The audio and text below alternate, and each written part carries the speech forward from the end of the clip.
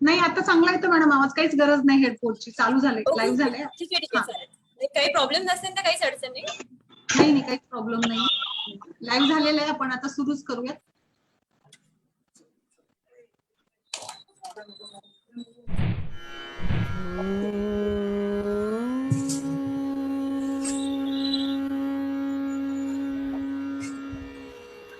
शंखं चक्रं जलौकां दधतमृतं घटं चारुदौर्भिश्चतुर्भिः सूक्ष्मं स्वच्छातिरुद्यं शुकपरिविलसनम् मौलिमम्बोजनेत्रं कालाम्बोद्योज्ज्वलाङ्गं कटितटविलसश्च चारुपीताम्बराढ्यं वन्दे धन्वन्तरिं तव निखिलगदमिव प्रौढदावाग्निलीलम्।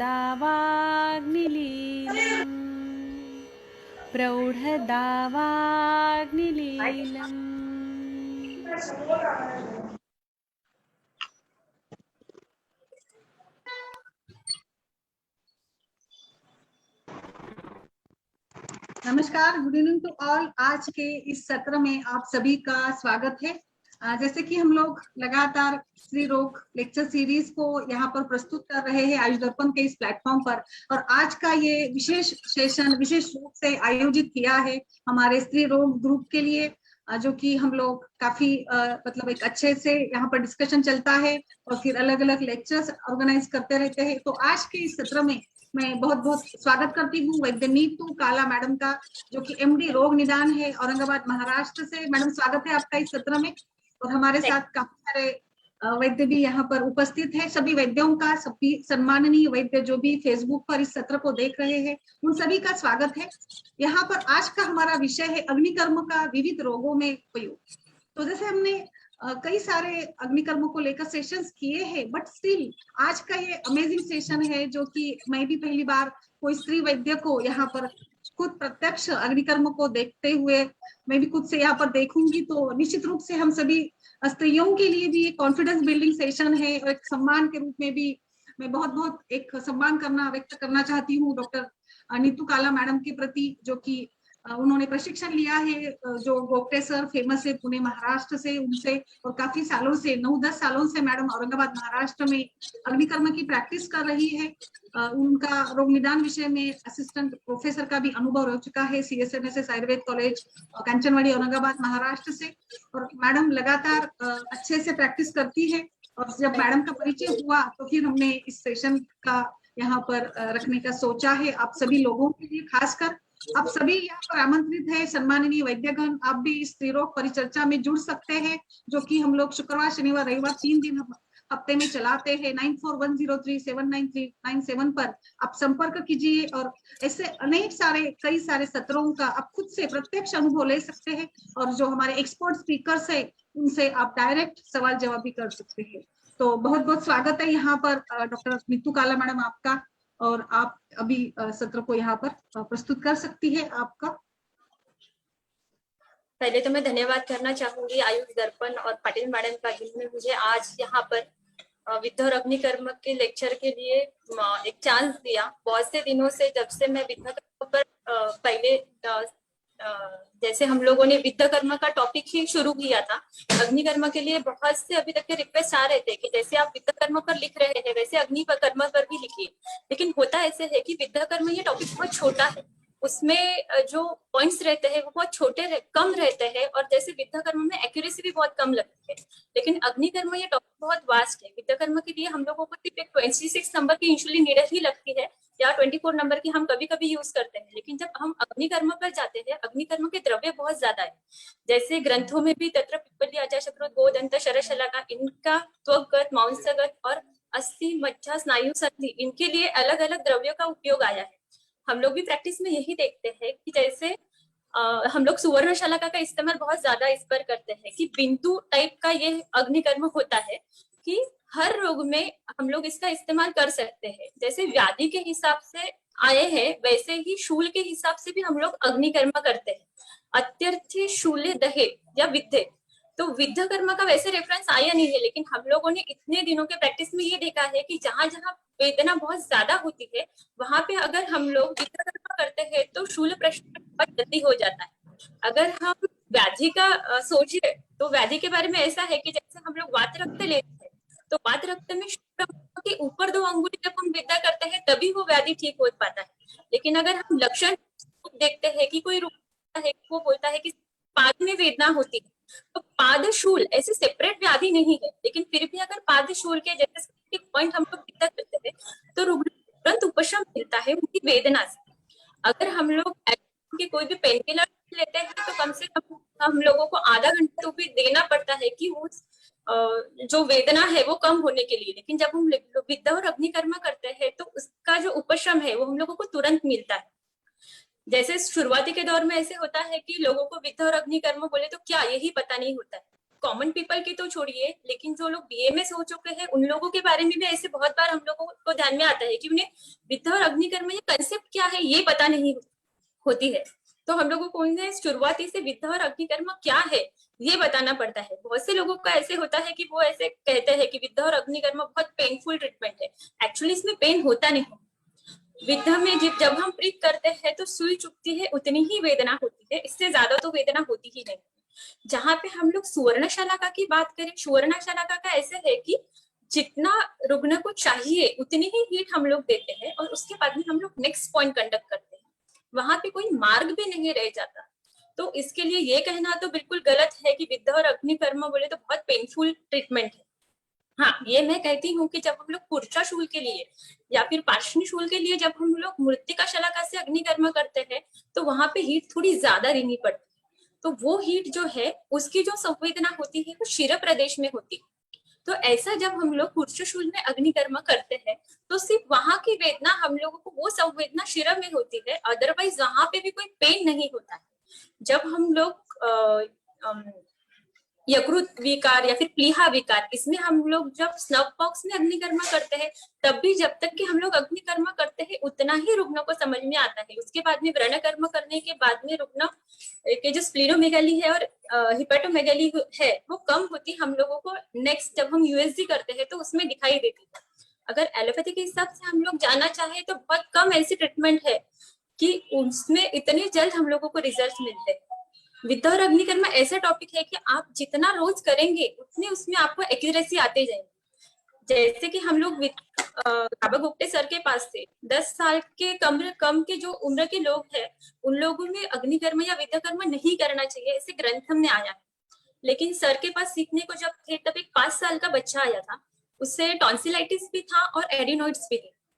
तो जब हम लोगों ने उस पेशेंट में सर ने कहा कि ठीक है कि ग्रंथों में आया है तो ग्रंथ में हम लोगों को एक स्पेसिफिक पॉइंट्स दिया जाता है कि ये नहीं करना चाहिए, लेकिन एब्सोल्यूट कॉन्ट्राइंडिकेशन करके अगर हम ये मानते हैं तो फिर हम लोग और आगे जो बढ़ सकते हैं वो नहीं बढ़ पाएंगे।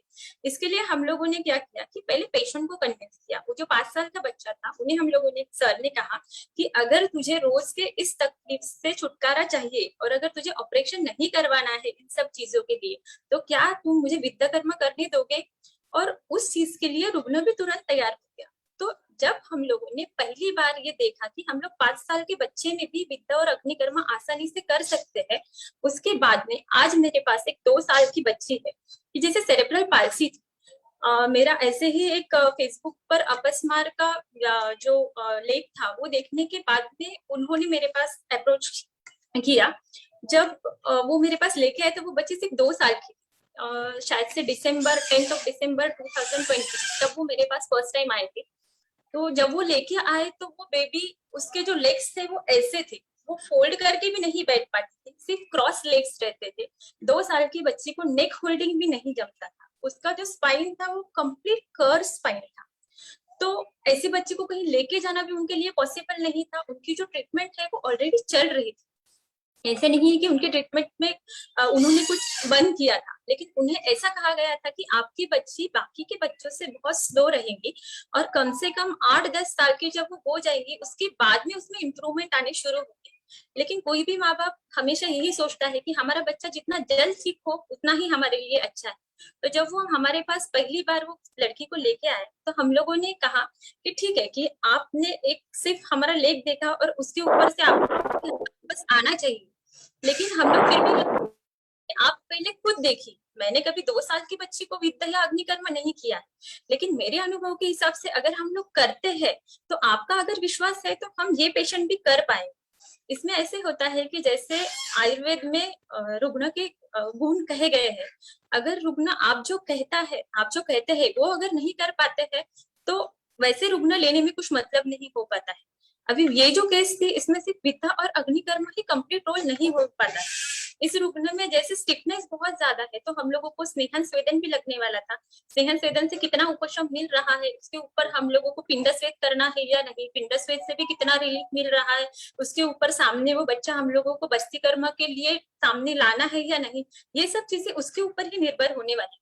तो हम लोगों ने सजेस्ट, जिस दिन वो पहली बार आए तो हम लोगों ने उन्हें कहा कि हम लोग सिर्फ एक ही पाव को विद्या करते हैं, उसके लेग्स भी कंप्लीट ऐसे ही रहते थे, मतलब जो एक्सटेंशन था वो नहीं था, कंप्लीट फ्लेक्स ही थी। तो मैंने उनके दोनों पाव में से सिर्फ एक ही पाव को विद्या करके दिया, जानु संधि के ऊपर और नीचे 4 अंगुल, ठीक है। तो ये करने के बाद में मैंने उनसे कहा कि आप एक दिन देखिए, कभी कभी ऐसे होता है कि 24 आवर्स तक के रुग्णों को ध्यान में ही नहीं आता है कि हुआ क्या है। कुछ पेशेंट्स में जैसे पेन इन एब्डोमेन का पेशेंट है, आपने विद्या किया तो तुरंत पेन कम हुआ, ये रुग्णों को समझ में आता है। लेकिन बहुत से बार जो बहुत सीवियर पेन वाले पेशेंट्स आते हैं, ऐसे रुग्णों में ऐसे होता है कि आपने जो कर्म किया है तो वो कर्म का रिजल्ट समझने तक के रुग्णों को ऑलमोस्ट कभी कभी 24 आवर्स भी लग जाते हैं। तो उन्हें मैंने कहा कि आप आज ही मैं एक पाव का विद्या कर्म करके देती हूँ, अगर आपकी बेबी भी हम लोगों को कोऑपरेट करती है और आपका भी कोऑपरेशन मिलता है तो हम लोग डेफिनेटली आगे जाते हैं। तो नेक्स्ट दिन जब वो आए तो उसका जो लेग मैंने विद्या करके दिया था वो लेग काफी रिलैक्स था, दूसरे लेग्स। तो हम लोगों ने ऐसे शुरुआती में पहले एक लेग फिर दोनों लेग, कैसे होता है इतने छोटे बच्चों में जब हम लोग विद्या और अग्निकर्म करते हैं तो एक बार अग्निकर्म ठीक है कि हम लोग थोड़ी फ्रिक्वेंसी कम करके, थोड़ी हीट कम करके हम लोग अग्निकर्म दे पाते हैं।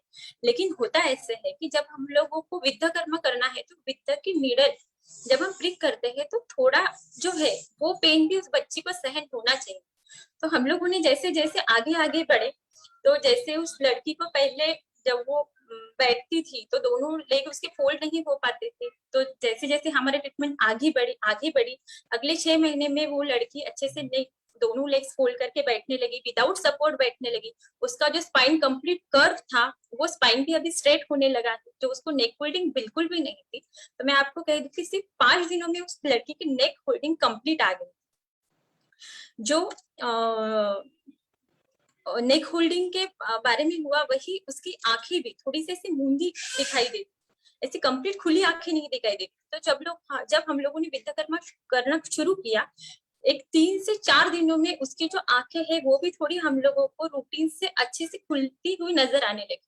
सिर्फ ये हमने ही नोटिस नहीं किया, ये उसके माँ बाप ने भी नोटिस किया, और जो लोग उसे रोज देखते हैं या फिर बाद में जिन्होंने एकदम महीने भर के बाद में उसे देखा तो वो तो लोग कहने लगे कि इतने कम समय में हमने पहले देखा था तो आपकी लड़की ना बैठ पाती थी, ना अच्छे से किसी को देख पाती थी, या फिर ना आवाज को रिस्पॉन्ड कर पाती थी। 1 महीने में आपने ऐसा क्या किया जो आपकी लड़की में इतने ज्यादा इम्प्रूवमेंट हुए।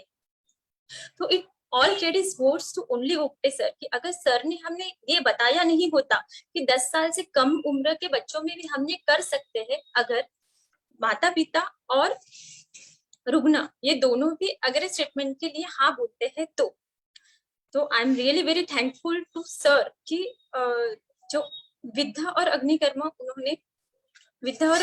उन्होंने हमें सिखाया, जो कि हम लोग आगे के लोगों के लिए भी अभी ला रहे थे। कैसे होता है, बहुत से वैद्य हमें फोन करते हैं, कहते हैं कि आप ये जो विद्या और अग्निकर्म है ये हमें भी सिखाइए।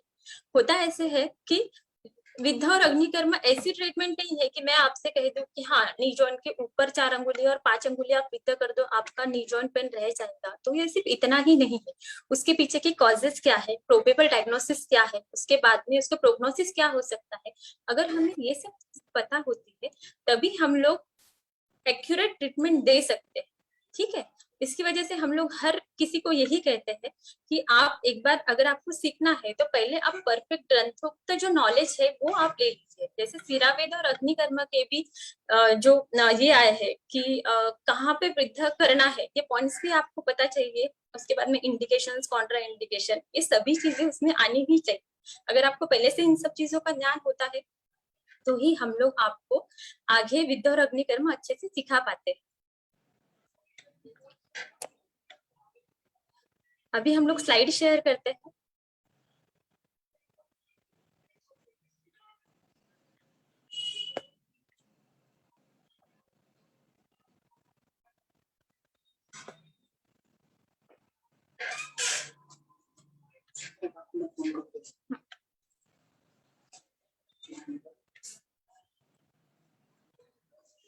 सबसे पहले तो मैं गुरु वंदना करना चाहूंगी। गुरुर् ब्रह्मा गुरुर्विष्णु गुरुर्देवो महेश्वरा, गुरु साक्षात पर ब्रह्मा तस्मै श्री गुरुवे नमः। वैद्य राभगुप्ते सर जैसे वैद्य जिन्होंने हमें सिखाया, हम लोग उन्होंने जो सिखाया है वही ज्ञान अभी आगे देने की कोशिश कर रहे हैं। जितना कि हम लोगों को सर ने सिखाया वो मतलब जैसे कहते हैं कि अच्छा गुरु मिलना ये भी बहुत सौभाग्य की बात है।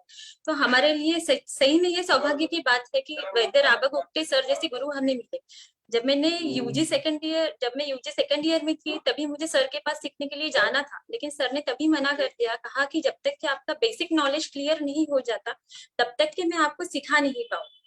और बाय चांस ऐसे हुआ कि मेरा एमडी के लिए वापस टेक आयुर्वेद में ही नंबर लगा और मैंने सेकंड ईयर से सर के पास जाना शुरू किया।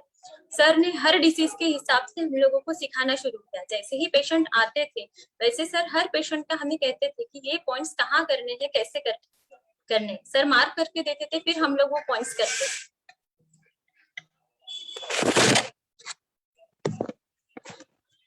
आज की सीरीज का पॉइंट है कंसेप्ट ऑफ विद्या और अग्निकर्म and its role in gynaecology. होता ऐसे है कि विद्या और अग्निकर्म जब हम लोग स्पेसिफिकली गैनक की दृष्टि से देखते हैं तो गैनक के बहुत कम व्याधि आते हैं कि जिसमें हम लोग विद्या और अग्निकर्म करते हैं। जैसे फाइब्रॉइड के मैंने यूटेराइन फाइब्रॉइड के अभी बहुत ज्यादा केसेस नहीं किए हैं, जो कुछ बहुत कम किए हैं उसमें मुझे चाहिए वैसे रिजल्ट नहीं आए। तो इस वजह से जितने ही पेशेंट मैंने आज तक के किए हैं उसके बेस पर ही मैं ये आज का लेक्चर दे रही हूँ।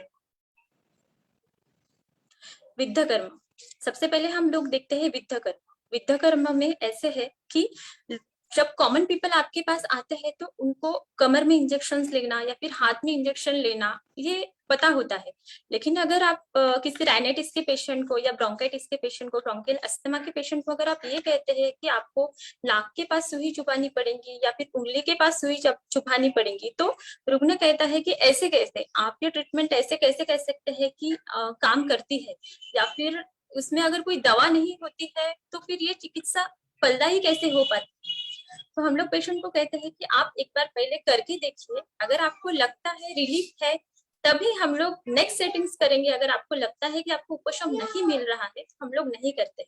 आप जो स्क्रीन पर देख रहे हैं ये उपनासिका विद्या का पॉइंट, ठीक है। जो पेशेंट को सवेरे उठने के बाद में छींके ज्यादा आती है, या फिर जो लोगों को हमेशा जैसे ऋतु संधि के टाइम पे या फिर थोड़े भी अगर एटमॉस्फेयर चेंज हो जाता है, एक जगह से कुछ लोग दूसरी जगह पे जब जाते हैं तब उन लोगों को सर्दी या फिर एलर्जिक राइनाइटिस की प्रॉब्लम होती है। कुछ लोग जो है वो जैसे ही ऋतु में चेंज होता है उन लोगों को इतनी सर्दी खांसी होती है कि वो सांस भी नहीं ले पाते। जो ब्रोंकियल अस्थमा के पेशेंट्स होते हैं उन लोगों में मैंने देखा है कि जब हम लोग ये पॉइंट्स करते हैं तब ऑन ऑस्कल्टेशन, जो ऑस्कल्टेशन के टाइम पे जो बीजिंग साउंड होता है वो साउंड तुरंत कम हो जाता है। जिनमें बहुत ही ज्यादा बीज होती है उनके साउंड की फ्रिक्वेंसी थोड़ी कम आती है, जिनमें बीजिंग ये कम होती है वो बीजिंग कंप्लीट गायब हो जाती है। अभी 8 दिन पहले ही ऐसे हुआ कि मेरी खुद की 4 साल की बच्ची का tympanic membrane about to perforate था, तो हम लोगों ने इसे मेडिसिन दी, लेकिन दोनों बार ऐसे हुआ कि उसे मेडिसिन देने के बाद में वॉमिटिंग हो गया। तो वो मेडिसिन लेने के लिए बिल्कुल भी तैयार नहीं थी, लेकिन पेन इतना सीवियर था कि वो थोड़ी देर भी बैठ नहीं पा रही थी। तो जैसे मैं ओपीडी में आती हूँ, मेरी बच्ची मेरे साथ बहुत से बार आती है, तो उसने विद्या और अग्निकर्म प्रत्यक्ष मैंने करते हुए देखा है। तो मैंने उससे कहा कि बेटा ठीक है, अगर आपको दवा नहीं लेनी है तो कम से कम आप विद्या और अग्निकर्म करने दोगे। कहा कि हेलो, मेरी आवाज आ रही है? यस मैम, यस कंटिन्यू या ओके। तो जैसे हम लोगों ने, मैंने उसे कहा कि विद्या और अग्निकर्म जब हम करते हैं बेटा, उससे तकलीफ कम हो जाती है। तो उसने कहा ठीक है मम्मा, आप मुझे विद्या और अग्निकर्म करके दो। हम लोगों ने उसे पहले विद्या कर्म करके दिया, तो वो थोड़ी देर के लिए रिलैक्स हो गए। दोनों एक साथ उसने करने नहीं दिया, लेकिन जब 15-20 मिनट हुए तो हमने उसे कहा कि ठीक है, अभी आपकी वेदनाएं थोड़ी सी कम हो गई है, तो आप हमें अग्निकर्म करने दोगे। छोटे बच्चों को कन्विंस करना थोड़ा सा डिफिकल्ट होता है। जब मैंने उसे वापस से अग्निकर्म करके दिया तो वो मुझे बोलती है मम्मा जादू हो गया और मेरे कान का दर्द पूरा रह गया। तो विद्या और अग्निकर्म इतना फास्ट काम करता है। अगर आपको विद्या और अग्निकर्म सीखना है तो सिर्फ इतना ही है कि आपको एक्यूरेसी चाहिए, आपको उतना कॉन्फिडेंस चाहिए। अगर आपने उतने रुग्ण देखे हैं, आपको उसका डीप नॉलेज है, तो आप विद्या और अग्निकर्म बहुत आसानी से कर सकते हैं। कंसेप्ट ऑफ विद्या कर्म। यथा कुसुम पुष्पेभ्यो पूर्वस्रवती पीतिकाः तथा शिरसु विद्यासु दुष्टम अग्रे प्रवर्तते। शुश्रूषार्य स्थान का श्लोक है। विद्या से भी ज्यादा मैं कहूंगी कि जब हम लोग शिरामुक्षण करते हैं तब वात रक्त के साथ साथ दुष्ट इतर जो दोष होते हैं वो निकल जाते हैं। जब हम लोग व्यध मतलब सिर्फ हम लोग जो 26 नंबर की नीडल जब हम लोग यूज करते हैं तो वो बहुत छोटा सा बोर होता है, ठीक है, वहां से भी दोष निकलते हैं। बहुत से रुग्ण का अनुभव ऐसे है कि वो कहते हैं कि मैडम आपने प्रिक किया और हमें ऐसे लगा कि वहां से हवा निकल गई, ठीक है, तो उनके हिसाब से वो हवा है, हम लोग उसे वात दोष कहते हैं। तो ये क्या काम करता है, विद्या कर्म का क्या काम करता है कि वहां जो इंटरप्टेड दोष है वो वहां से निकल जाते हैं, वहां पे जो मार्गावरोध हुआ है वो क्लियर हो जाता है। जब हम लोग कहीं छोटी सी पूय संचिति होती है तब भी हम लोग अगर ऐसा वेद करते हैं तो वहां से भी हम लोगों को वो पूय संचिति या फिर मूत्र वृद्धि में भी हम लोग विद्या करते हैं तो वहां से हम लोग को जो एक्सेस मूत्र है जो वहां पे है वो निकाल सकते हैं। तो यहाँ पे हम लोग जो विद्या कर्म मैं आज आपको बताने वाली हूँ वो सिर्फ दोष के हिसाब से बताने वाले, ना कि हम पूय संचिति में जाने वाले, ठीक है। रक्त मोक्षण से होता ऐसे है कि वहां का जो पेन है वो तुरंत कम हो जाता है। वहां की बहुत से पेशेंट को ऐसे रहता है कि मैडम आप यहाँ पर हाथ लगा रहे हैं तो मुझे सेंसेशन नहीं है। तो अगर ऐसे कहीं पे सेंसेशन लॉस है तो हम लोग सिर्फ 1/8 ही इतना ही वहां पर विद्या करते हैं और रुग्णों को सेंसेशन आने लगता है। जिन रुग्णों में बहुत ज्यादा दिनों से ऐसा सेंसेशन लॉस होता है उन लोगों को थोड़ा सा टाइम लगता है, लेकिन जो लोग कहते हैं कि हाँ सिर्फ कल परसों से ही हम लोगों को ये सेंसेशन लॉस समझ में आ रहा है, तो ऐसे रुग्णों में रिजल्ट्स बहुत जल्दी आते हैं। उसका रीजन ये होता है कि वो जो संप्राप्ति है वो कम दिनों की होती है। इसकी वजह से जितने कम दिनों की संप्राप्ति होती है उतना ही हमें पेशेंट ट्रीट करने में आसानी जाती है। रुग्ण जितना लेट आएगा उतना ही हम लोगों को टाइम लगता है, ठीक है। वहां का जो सेंसेशन रहता है वो भी पेशेंट को आने लगता है। बहुत से बार हम लोग पीएमएस में जो विद्या कर्म करते हैं, पीएमएस में जब हम लोग विद्या कर्म करते हैं तो पेशेंट के पॉइंट्स होने के बाद में जब पेशेंट टेबल पर से नीचे उतरता है तो पेशेंट को तभी पेशेंट बोलता है कि जब हम लोग टेबल पर चढ़े थे उससे तो अभी टेबल से जब हम लोग नीचे उतरे हैं हमें काफी अलग महसूस हो रहा है। ऐसे लग रहा है कि जैसे कुछ तो भी हेवीनेस हम लोगों का कम हो गया है, स्ट्रेस कम हो गया है। तो इतनी जल्दी विद्या कर्म काम करता है। अगर आप मॉडर्न पॉइंट ऑफ व्यू से जाए तो सिर्फ लोकल लैटरल इनहिबिशन होता है या फिर लोकल एनेस्थेसिया जैसे रिजल्ट आते हैं, ऐसे मॉडर्न के एस्पेक्ट से कहा जाता है। लेकिन मैं कहूंगी कि अगर सिर्फ लोकल लैटरल इनहिबिशन होता है या फिर सिर्फ तभी के लिए हम लोगों को अगर लोकल एनेस्थेसिया बैठता है तो फिर व्याधि कैसे ठीक होता है। तो आयुर्वेद में जो पॉइंट्स कहे गए हैं उस पॉइंट के हिसाब से जब हम लोग विद्या कर्म करते हैं तो वो व्याधि ठीक होता है। अभी कास और श्वास इन व्याधियों में लिटिल फिंगर और रिंग फिंगर के बीच में बने रही जो विद्या करने के लिए कहा है वो हम लोग विद्या करते हैं, ठीक है। लेकिन मैंने ऐसे देखा है कि सिर्फ कास या श्वास ये व्याधि नहीं, तो लंग्स से रिलेटेड कोई भी अगर व्याधि रहता है और आप कास श्वास व्याधि में आए हुए ये पॉइंट्स करते हैं तो पेशेंट को उपशम मिलता ही है। बीच में मैंने एक ग्रुप ने ऐसे किया था कि he was history of smoking before some 4 to 5 years और उन्होंने स्किप तो कर दिया था स्मोकिंग, लेकिन वो कहते थे कि हमें सांस लेने में अभी भी दिक्कत आती है। तो मैंने उन्हें कहा कि चलो ठीक है, सांस लेने में दिक्कत आती है, जैसे मैंने चेस्ट ऑस्कल्टेट की, तो चेस्ट ऑस्कल्टेशन में जो साउंड थे वो बहुत ज्यादा थे, जैसे हम लोग बोलते हैं कि रुक्षता जो थी वो बहुत ज्यादा थी। तो मैंने उन्हें उपनासिका और कास के दोनों जो पॉइंट है वो विद्या करके दिए। विद्या करने के बाद में जब मैंने वापस चेस्ट ऑस्कल्टेट किया तो वो जो साउंड थे, रेस्पिरेटरी साउंड, वो थोड़ी कम हो गए थे, मतलब वहां की जो रुक्षता थी वो थोड़ी कम हो गई थी। जैसे ग्रंथों में भी कहा है कि ये सारे जो पॉइंट्स है हम लोगों ने एक गाइडलाइन करके दी है, आप इससे भी ज्यादा कर सकते हैं, ठीक है। तो मैंने अभी तक के ऐसे देखा है कि जब हम लोग एक कोई भी डिसीज लेते हैं तो वो डिसीज के हिसाब से हम लोग विद्या कर्म करते हैं, विद्या लो या अग्नि कर्म लो, तो उस मतलब उस एरिया में आने वाले बाकी के भी जो पॉइंट्स होते हैं, बाकी के भी जो डिसीज होते हैं वो भी उससे कवर होते हैं। विद्या कर्म के लिए जो इंस्ट्रूमेंट लगते हैं वो मैं आपको बता रही हूँ। हम लोग जनरली 26 नंबर की इंसुलिन नीडल विद्या के लिए यूज करते हैं। 24 नंबर की जो इंसुलिन नीडल रहती है वो बहुत कम पेशेंट में या फिर जो ओबेस पेशेंट है उनमें ही यूज करते हैं।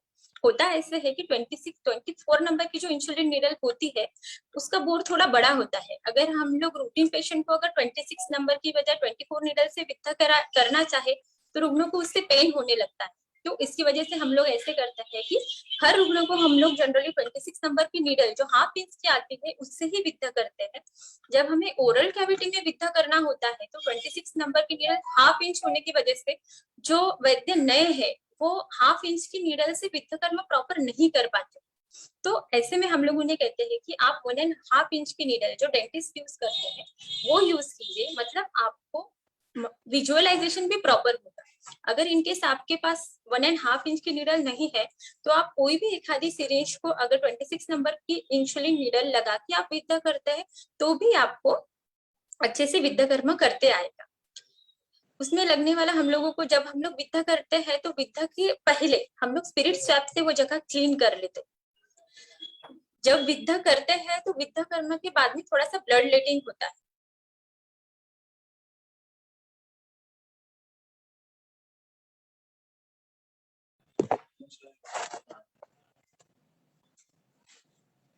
ब्लड लीडिंग तो थोड़ा होने ही वाला है। जो पेशेंट्स पैनिक होते हैं उनमें भी ऐसे है कि आप जब तक कि पेशेंट को पहले से कन्विंस करके ना रखें कि यहाँ से थोड़ा सा ब्लड लीडिंग होने वाला है तो पेशेंट थोड़ा पैनिक हो जाता है, ठीक है। तो जहां से ब्लड लीडिंग हो रहा है ठीक उसी पॉइंट पे अगर हम लोग कॉटन का स्वैब, ड्राई कॉटन स्वैब रख देते हैं तो वहां से होने वाला जो रक्त मोक्षण है वो रुक जाता है, जो कि हमें अपेक्षित नहीं है। हमने क्या चाहिए कि वहां से रक्त मोक्षण हो, हम लोग विद्या उसी के लिए कर रहे हैं। अगर आप होने वाला रक्तस्राव बंद ही करना चाहते हैं तो हम लोगों ने विद्या किया ही थी। तो ये कुछ चीजें जो नए वैद्य हैं उनके लिए ध्यान में रखने जैसी है कि जब हम लोग विद्या करते हैं तो जो ब्लड लीडिंग हो रहा है भले ही आपको थोड़ा सा टाइम ज्यादा लग जाए लेकिन वो ब्लड लीडिंग कंप्लीट होने देना है और उसके बाद में ही आपको नेक्स्ट पॉइंट करना है, ठीक है। जब हम लोग विद्या के लिए नीडल्स यूज करते हैं तो नीडल ये प्रॉपर अगर हम लोग नहीं निकाल पाते हैं तो वो जो नीडल है वो कॉर्नर्स पे लग जाती है। जब वो कॉर्नर पे कहीं पे तो भी लग के अगर बाहर निकलती है और हम लोग पेशेंट को विद्या करते हैं तो पेशेंट को वो विद्या का ज्यादा पेन होता है कि जो हम लोगों को अपेक्षित ही नहीं। तो हम लोग क्या करते हैं कि जो स्टूडेंट आते हैं उन्हें योगा करने के लिए कहते हैं कि हर बार नई नीडल निकालने से पहले आप एक ही नीडल पे प्रैक्टिस कीजिए कि वो नीडल कैसे बाहर निकालनी। आप वो नीडल सीधी की सीधी अगर बाहर निकालने की कोशिश करें और वो इधर उधर ना निकले तो आप समझ लीजिए कि आपका जो पॉइंट है वो एकदम बराबर से होने वाला है, मिनिमल पेन के साथ होने वाला है। दूसरी ऐसी चीज है कि बहुत से लोग कहते हैं कि एक नीडल हम लोग कितनी बार यूज कर सकते हैं। तो एक विद्या की नीडल मैं कहती हूँ कि ज्यादा से ज्यादा हम लोग 2 बार इस्तेमाल कर सकते हैं, क्योंकि सिंगल ब्रिक में भी बहुत से बार ऐसे होता है कि जिस रुग्ण में रुक्षता ज्यादा होती है तो हम लोग जैसे ही विद्या करने जाते हैं एक साउंड आता है, कर कर ऐसी आवाज आती है तो हम लोगों को तुरंत समझ में आ जाना चाहिए कि यहाँ पे रुक्षता ज्यादा है। अगर यहीं पे पेशेंट को पेन हुआ है तो हम लोग यही नीडल वापस से ना यूज करें। कभी प्रिक करने के बाद में थोड़ी डेप्थ में जाने के बाद में अगर अंदर से रक्त मोक्षण हो रहा है और आपने अगर नीडल निकाल ली तो वो रक्त मोक्षण जो हो रहा है वो वहीं पे रुक जाता है। तो इसके लिए ध्यान में रखिए कि अगर आप अर्धव्रीहि तक के गए हैं और वहां से रक्त मोक्षण हो रहा है तो पहले वो रक्त मोक्षण पूरा होने दीजिए। वहां से अपने आप जब वो रक्त आना बंद हो जाएगा उसके बाद में हम लोग वो नीडल बाहर निकालते हैं। अगर हम लोगों को 4 से 5 पॉइंट कभी विद्या करने का काम पड़ता है तो मैं क्या करती हूँ कि फर्स्ट पॉइंट विद्या कर लेती हूँ, सेकेंड पॉइंट विद्या करने तक के मैं फर्स्ट पॉइंट पहले पॉइंट का नीडल नहीं निकालती। फिर जब मेरा सेकंड पॉइंट हो जाता है तब मैं थर्ड पॉइंट को वापस से स्पिरिट स्वैप लगा के वहां पे थर्ड पॉइंट विद्या करती हूँ। तो इससे होता ऐसे है कि इंटरप्टेड जो वात दोष वहां पर है वो निकलने के लिए भी थोड़ा सा टाइम मिलता है। ऐसे नहीं है कि आपने पॉइंट पर विद्या कर दिया और तुरंत जहां जितना बात है उतना बाहर निकल गए, ठीक है। तो ये सब चीजें जो नए वैद्य है उन्होंने ध्यान में रखनी चाहिए।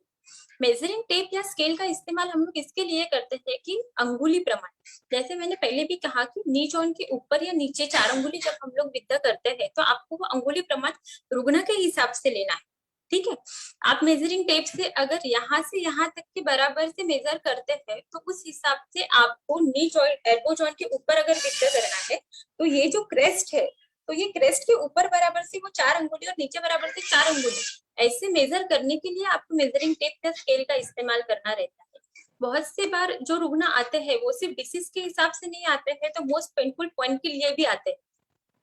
जैसे ऐसे होता है बहुत बार कि रिब्स की जगह पे पेन लेके बहुत से पेशेंट आते हैं कि कभी कुछ लग गया या फिर कुछ काम कर रहे थे और अचानक से यहाँ पे पेन होना शुरू हो गया, तो हम लोग मार्कर से वो पॉइंट जहाँ पे बहुत ज्यादा पेन है वो मार्क करते हैं और फिर विद्या और अग्निकर्मा करते हैं।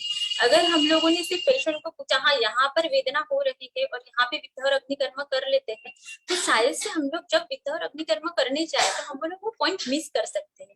इसके लिए हमेशा ध्यान में रखना है कि जो नए वैद्य है उनके लिए तो मैं खास करके कहूंगी कि आपको जो भी पॉइंट्स करने हैं पहले मार्कर से मार्क कर लीजिएगा। जब आप मार्क करते हैं तब आपको पॉइंट्स भी नहीं भूल पाते और जो पेशेंट को उपशम मिलना चाहिए वो उपशम भी पूरे तरीके से मिलता है। ये हो गया विद्या कर्म का। अभी हम लोग आते हैं अग्निकर्मा। अग्निकर्मा के लिए मैं जो शला का यूज करती हूँ वो सुवर्ण शला का है। हम लोग जब कॉर्न के लिए यूज करते हैं तब हम लोग लोह शला का यूज करते हैं, ठीक है। अभी जो पेशेंट का देखा वो कटी अग्नि का पेशेंट था। अग्निकर्मा की कंसेप्ट क्या है, एक्चुअली हम लोग द्रव्य कौन से यूज करते हैं और उसकी स्थान निश्चिति कैसे है। जैसे अगर त्वग्गत रोग है तो उसमें पिप्पली, अजाशकृत, दंत, शरश, शलाका इनका इस्तेमाल आया, ठीक है। तो जब द्रव्य कहे गए हैं तो वो द्रव्य का भी कारणत्व होता है कि वो अग्नि उतनी ही क्वांटिटी में बराबर से वहां तक के पहुंचाते, ठीक है। जैसे मांसगत अगर व्याधि है तो हम लोग जाम्बुष्ट अभी तो मिलता नहीं है, लेकिन हम लोग इतर लोग जैसे सुवर्ण शलाका या अदर शलाका का हम लोग इस्तेमाल करते हैं तो मांसगत व्याधि के लिए आता है। उसके बाद में है क्षौद्र गुण और स्नेह। सिरा, स्नायु, अस्थि और संधिगत जो विकार है उसके लिए हम लोग क्षौद्र गुण और स्नेह का इस्तेमाल करते हैं। तो अभी फ्रोजन शोल्डर के लिए मेरे पास जो रुग्ण आते हैं उनमें मैंने देखा है कि अगर मैं अग्निकर्मा से उन्हें कभी अग्निकर्मा करके देती हूँ तो उन्हें थोड़ा सा कम रिलीफ मिलता है या फिर उन्हें 2-4 सेटिंग ज्यादा लगती है।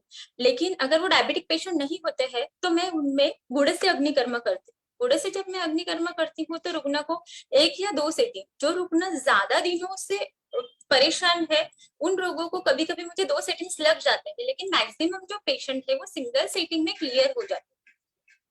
ऐसे ही अदर स्नेह, जैसे स्नेह हम लोग घृत भी यूज करते हैं तो कॉर्न में यूज करते हैं, ठीक है। कॉर्न की जगह पे हम लोग क्या करते हैं कि पहले जो कॉर्न है वो एक्सीजन कर देते हैं। एक्सीजन करने के बाद में हम लोगों को वहां पे जो बेस रहता है कॉर्न का वो दिखाई देता है, वहां पे हम लोग घना जो घृत रहता है वो अप्लाई करते हैं। फिर हम लोग लोह शलाका अग्नि तप्त करते हैं और वहां पे हम लोग तप्त शलाका से अग्निकर्म करते हैं, ठीक है। इसमें 2 प्रकार से अग्निकर्म कर सकते हैं। जब हम लोग लोह शलाका के बारे में बात करें तो एक तो हम लोग को कॉर्न का एक्सीजन करके कर सकते हैं या फिर कॉर्न का एक्सीजन ना करते हुए भी कर सकते हैं। लेकिन होता ऐसे है कि जब हम लोग कॉर्न का एक्सीजन करते हैं तो हम लोगों को कम हीट देनी पड़ती है और थोड़ा जल्दी ही पेशेंट को उसमें से आराम मिलता है। अगर हम लोग ऐसे करते हैं कि कॉर्न का एक्सीजन नहीं करते हैं तो वो जो स्किन रहती है वो बहुत हार्ड रहती है। तो जो वैद्य पहले से ही अग्निकर्म कर रहे हैं उन्हें उसकी डेप्थ जो है वो पता होती है कि कितनी देर तक के हम लोगों को ये लोह शलाका से अग्निकर्म करना है। तो जैसे ही वो रेजिस्टेंस चला जाता है, जो एक्सपर्ट वैद्य है उन्हें ध्यान में आता है कि हाँ हम लोग बेस तक के पहुंच गए और वो अग्निकर्म करना स्टॉप कर देते हैं। लेकिन जो नए वैद्य है उन्हें ये समझ में नहीं आता, तो मैं ऐसे नए वैद्यों के लिए ये कहना चाहूंगी कि आप पहले एक्सीजन करें। एक्सीजन करने के बाद में आपको जो कॉर्न का बेस है वो आपको बराबर से दिखेगा, और आपने थोड़ा सा ही घृता अप्लाई करके एकदम मिनिमल भी अगर आप लोगों शलाका से अग्निकर्म करते हैं तो एकदम बेस्ट रिजल्ट्स आते हैं। अभी अग्निकर्म के द्रव्य और व्याधि स्थान, ठीक है, जैसे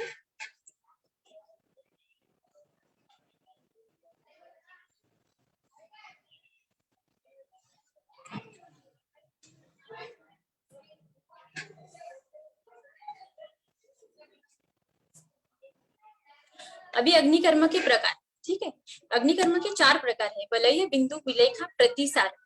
वलय मतलब गोल। जब हम मृत्तिका शलाका से अग्निकर्म करते हैं, कि जो हम लोग कैल्केनियस स्पर्म में करते हैं, तो वो जो शलाका आती है वो थोड़ी सी गोल आती है, तो मैं आपको बता देती हूँ।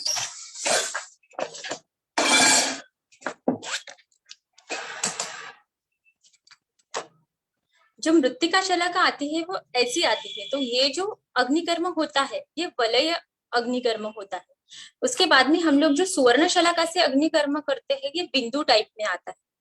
विलेखा, ये जो अग्निकर्म है ये हम लोग अपचिह्न में करते हैं। मैंने सर के पास थी तब एक ही बार देखा था, उसके बाद में मेरे पास कोई रुग्ण आए नहीं है तो मैंने अभी किया नहीं।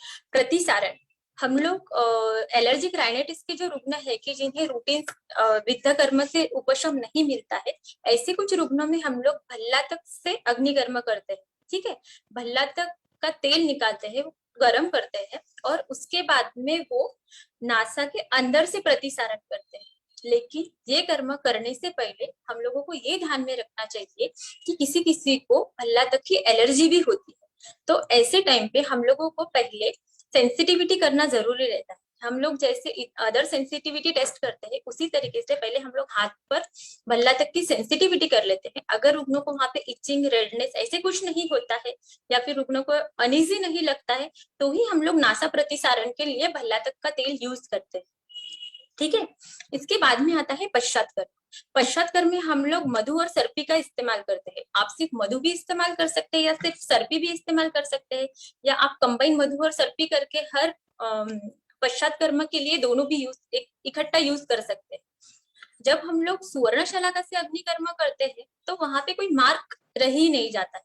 बहुत बार ऐसे होता है कि किसी किसी रुग्णों को सेंसेशन ही नहीं रहता है कि वो शलाका गर्म हो गई और वहां पे अतिदग्ध हो जाता है। तो अगर ऐसे अतिदग्ध होता है तो हम लोगों को वहां पे व्रण कर्म करना चाहिए, ठीक है।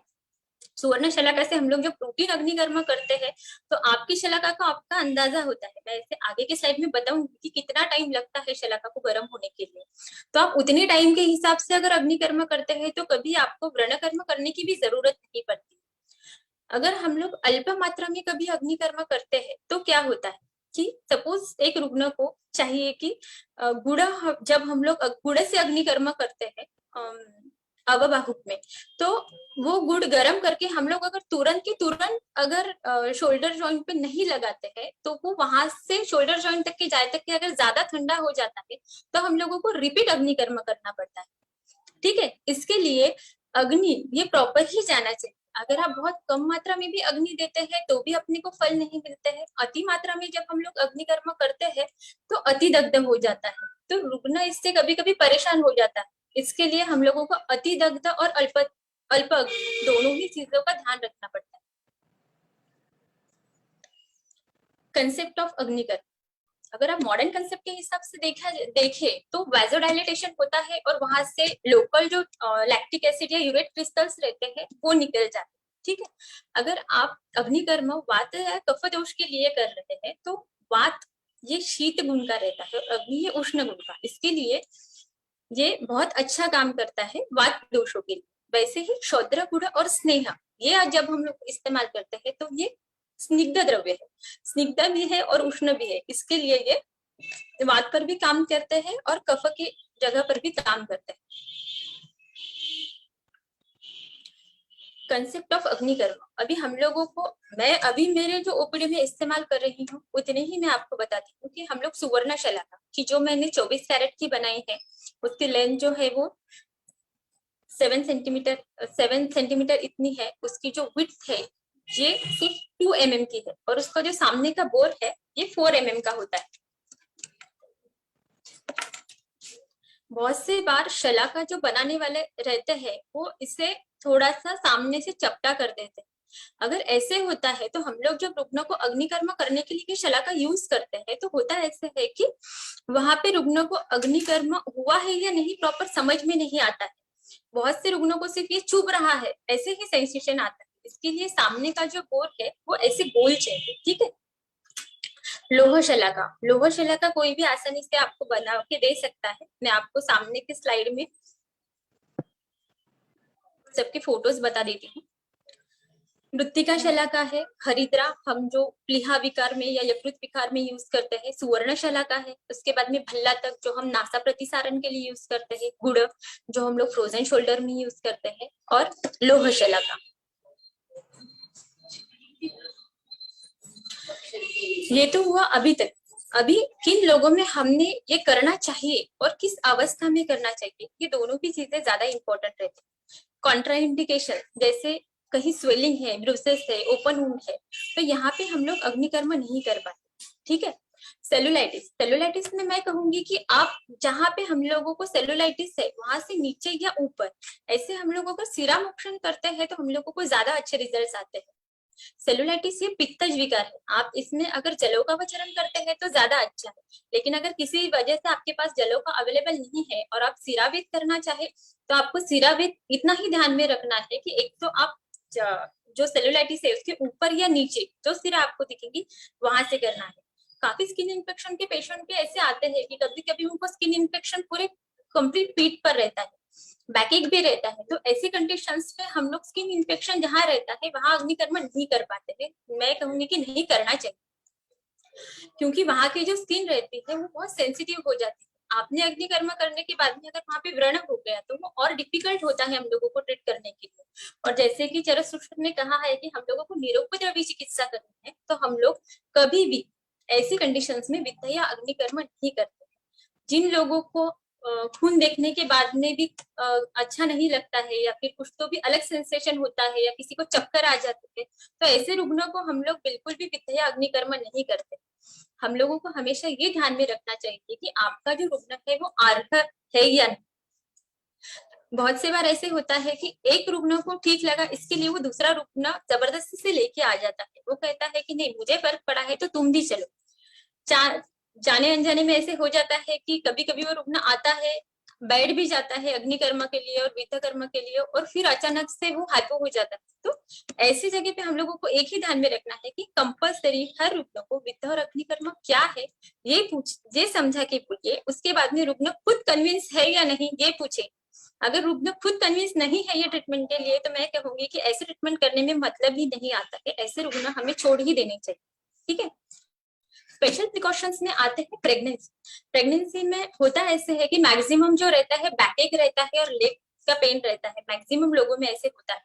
जब लेग का पेन होता है तो हम लोग लेग में विद्या अग्निकर्म कर सकते हैं, लेकिन कटी और एब्डोमेन दोनों में हम लोग विद्या और अग्निकर्म नहीं करते। हाँ, अगर किसी वजह से मन्याशूल है तो हम लोग मन्याशूल के लिए भी विद्या और अग्निकर्म करते हैं। सिर्फ कटी और एब्डोमेन ये दो चीजें छोड़ के और जहां कहीं पे भी विद्या और अग्नि डिसीज के हिसाब से आया है या पेन के हिसाब से आया है वो सभी हम लोग करते हैं। उसके बाद में आता है डायबिटिक पेशेंट। डायबिटिक पेशेंट में होता ऐसे है कि उन्हें सेंसेशन नहीं होता है बहुत सी बार।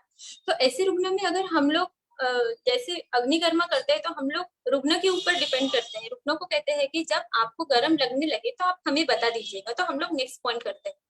लेकिन डायबिटिक पेशेंट में ऐसे होता है कि उनका सेंसेशन थोड़ा कम होता है। उसकी वजह से ये हमें जब हम लोग अग्निकर्म कर रहे हैं तभी ध्यान में रखना है कि एक स्पेसिफिक पॉइंट के बाद में हम लोगों को और ज्यादा अग्निकर्म नहीं देना। डर्मेटाइटिस के पेशेंट में या फिर अर्टिकेरिया के पेशेंट में हम लोगों ने अभी तक ये देखा है कि हम लोग जब अग्निकर्म करते हैं तो जो पॉइंट पे हम लोगों ने अग्निकर्म किया है उसके पेरिफेरी में कंप्लीट रेडनेस आ जाता है। तो पेशेंट भी कभी कभी पैनिक हो जाता है कि आपने अग्निकर्म तो किया है और इतना रेडनेस आ गया है तो अब ये कैसे जाएगा। जो सीवियर अर्टिकेरिया के पेशेंट रहते हैं उनमें तो कभी कभी 2 से 3 दिन चले जाते हैं कि वो रेडनेस जा नहीं पाता है, हालांकि वहां कोई अतिदग्ध के लक्षण नहीं दिखाई देते। तो भी स्पेशल प्रिकॉशन आपको करना भी है अग्निकर्म, तो भी स्पेशल प्रिकॉशन थोड़ा सा कम हीट देके थोड़ा कम समय के लिए करेंगे तो रुग्ण को थोड़े ज्यादा सिटिक्स लगेंगे लेकिन निरुपद्रवी चिकित्सा। जैसे कि मैंने आपको पहले भी कहा, पेडियाट्रिक पेशेंट में आपको पेडियाट्रिक पेशेंट और उसके रिलेटिव ये दोनों को कन्विंस करके आपको चिकित्सा करनी है। इसका एक एग्जांपल मैं आपको पहले ही बता चुकी हूँ। ऐसे ही एक रुग्ण जस्ट लॉकडाउन के पहले मेरे पास आया था, तो उसको हमेशा ही सर्दी होती थी। वो 5 साल के ऊपर हो गया था। उसकी जो स्कूल है, तो मतलब जिसे पेडियाट्रिक अस्थमा जो कहते हैं, बाल दमा, तो उसके हिसाब से उन्हें पहले कह दिया था कि आप तो एक 5 साल के हुए तक की बच्चों को तकलीफ होगी, लेकिन वो 5.5 साल का हो गया, फिर भी उससे वो तकलीफ हो ही रही। फिर ऐसे ही जब वो रुग्ण हमारे पास आया, तो हम लोगों ने उस रुग्ण से कहा कि अगर आप हमें विद्याकर्म करने देते हैं, देखिए राइनाइटिस में या फिर एलर्जिक राइनाइटिस में या अस्थमा में अग्निकर्मा का कुछ रोल नहीं होता है। इसमें सिर्फ आप विद्याकर्म करते हैं तो भी फर्क पड़ता है। तो हम लोग क्या करते हैं कि 4 या 5 दिन के लिए रुग्णों को रोज बुलाते हैं। जो रुग्ण सवेरे शाम आ सकते हैं उन्हें हम लोग अग्निकर्म के लिए 2 टाइम बुलाते हैं, लेकिन विद्याकर्म जनरली हम लोग एक ही टाइम करते हैं। विद्याकर्म से जो कभी कभी पेशेंट को पेन होता है, उसके लिए भी पेशेंट वापस आ नहीं पाता है, तो उन्हें ऐसे लगता है कि नहीं, हमें विद्याकर्म नहीं करना चाहिए। तो ये सब चीजें छोड़ने के लिए, कम करने के लिए हम लोग रुग्णों को विद्या के लिए सिर्फ एक ही बार बुलाते। तो वो रुग्ण 5 दिन रोज आया। उसके बाद में मैंने उसे हर 8 दिन से एक बार बुलाया। वो रुग्ण ज्यादा से ज्यादा 1.5 महीने में कंप्लीट रिकवर हुआ और अभी ऑलमोस्ट 1.5 साल हो गया है। जब भी वो रुग्ण या उसकी माता आती है, तो वो कहते हैं कि पिछले 1.5 सालों में हमारे बच्चे को आज तक के वापस से कभी तकलीफ नहीं हुई है। तो सिर्फ इतना ही है कि आप जो ट्रीटमेंट कर रहे हैं, उसके लिए आपको उतना कॉन्फिडेंस भी चाहिए। अग्निकर्म की जो शलाका है, उस पहला पॉइंट जो रहता है, वो हीट होने के लिए कम से कम 60 to 80 सेकंड्स लगते हैं। अभी ये जो है, ये मैंने मेरी शलाका के हिसाब से कहा है। अगर आप करते हैं तो आपकी शलाका के हिसाब से आपको कितना टाइम लगता है, ये आपने हर रुग्ण के ऊपर देखना चाहिए। मैंने ऑलमोस्ट 50 से 60 रुग्णों के ऊपर देखा है कि मेरी शलाका को हिट करने के लिए मिनिमम फर्स्ट पॉइंट को 60 to 80 सेकंड्स लगते हैं और उसके बाद में के पॉइंट्स को 6 to 8 सेकंड्स लगते हैं। कैंडल जो होती है, अगर वो कैंडल बड़ी होती है, तो होता ऐसा है कि वो कैंडल की फ्लेम बड़ी होने की वजह से अग्निकर्म की शलाका जो है वो बहुत ही जल्दी से हीट हो जाती है। तो अगर इतनी जल्दी हीट हो जाती है, तो हम लोग जब नेक्स्ट पॉइंट करने जाते हैं, तो रुग्ण को चटका बैठता है। तो ये अवॉइड करने के लिए हम लोग, अगर गलती से कभी बड़ी कैंडल हमारे पास है, तो एक पॉइंट करने के बाद में दूसरा पॉइंट जब हम लोग करते हैं, तो दूसरे पॉइंट पे हम लोग बिल्कुल भी अग्नि नहीं देते हैं। फिर तीसरा पॉइंट जब हम लोग वापस से करने लेते हैं, तब हम लोग अग्नि देना शुरू करते हैं। अगर आपके पास छोटी कैंडल है तो कोई दिक्कत नहीं, आप एकदम आराम से अग्निकर्म कर सकते हैं। अगर आप वैद्य के मतलब अग्निकर्म और विद्याकर्म का उपशम मिल रहा है या नहीं, ये कैसे देखते हैं? जब हम लोग कटी अग्नि कर रहे होते हैं, हम लोग प्रेशर से वो पॉइंट करते हैं, ठीक है। जब हम लोग प्रेशर देते हैं, तो वहां पे टिश्यू स्वेलिंग रहता है। तो जब हम लोगों का अग्निकर्म हो जाता है, तो हम लोग को टिश्यू स्वेलिंग ध्यान में रखते हैं कि आज हम लोगों ने अग्निकर्म करने के बाद में कितने डेप्थ तक के यहाँ पे अग्निकर्म हुआ है। तो जैसे जैसे अगले सेटिंग्स हम लोग करते हैं, तो वो जो स्वेलिंग रहता है वो कम होते जाता है। उसके बाद में जो है कि फ्लेक्सिबिलिटी, जो पेन मतलब अग्निकर्म जब हम लोग करते रहते हैं, तो जो ड्यूरेशन है अग्निकर्म का वो कम होता है। पहले दिन अगर हम लोगों को 8 से 10 सेकंड लगे हैं, तो दूसरे दिन हम लोगों को उससे थोड़ा कम टाइम लगता है, तीसरे दिन उससे और थोड़ा कम टाइम लगता है। तो ये जो पॉइंट्स है, ये हम लोग ध्यान में रखते हैं कि पेशेंट में रिकवरी आ रही है या नहीं। अगर आप पेशेंट पॉइंट ऑफ व्यू बात करना चाहते हैं, तो पेशेंट को जो है वो सबसे इंपॉर्टेंट रहता है पेन रिलीफ। पेन पहले से कितना कम हो रहा है, ये पेशेंट आपको बताएगा। पहले अगर पेशेंट को जॉइंट की मूवमेंट्स में प्रॉब्लम आती थी, तो जॉइंट की मूवमेंट्स कैसे नॉर्मलाइज हो रही है, वो आपको बताएगा। अगर कोई पादशूल का रुग्ण है और 1 घंटा काम करने के बाद में उसे बहुत सीवियर पेन होते थे, और अगर वो बैठ जाता था, तो वो रुग्ण आपसे कहेगा कि हाँ, पहले मेरी कैपेसिटी सिर्फ 1 ही घंटे की थी, लेकिन अभी मैं 1.5 से 2 घंटे भी रसोई में खड़ी रह सकती हूँ विदाउट एनी प्रॉब्लम। तो ये है वर्किंग कैपेसिटी उनकी बढ़ती जाती है। इसके बाद में और एक अग्निकर्म और विद्याकर्म के बारे में मैं कहना चाहूंगी कि जिनको पेन ज्यादा होता है और जहाँ पे दोष ज्यादा होते हैं, वहां पे आपको अग्निकर्म के लिए टाइम ज्यादा लगता है।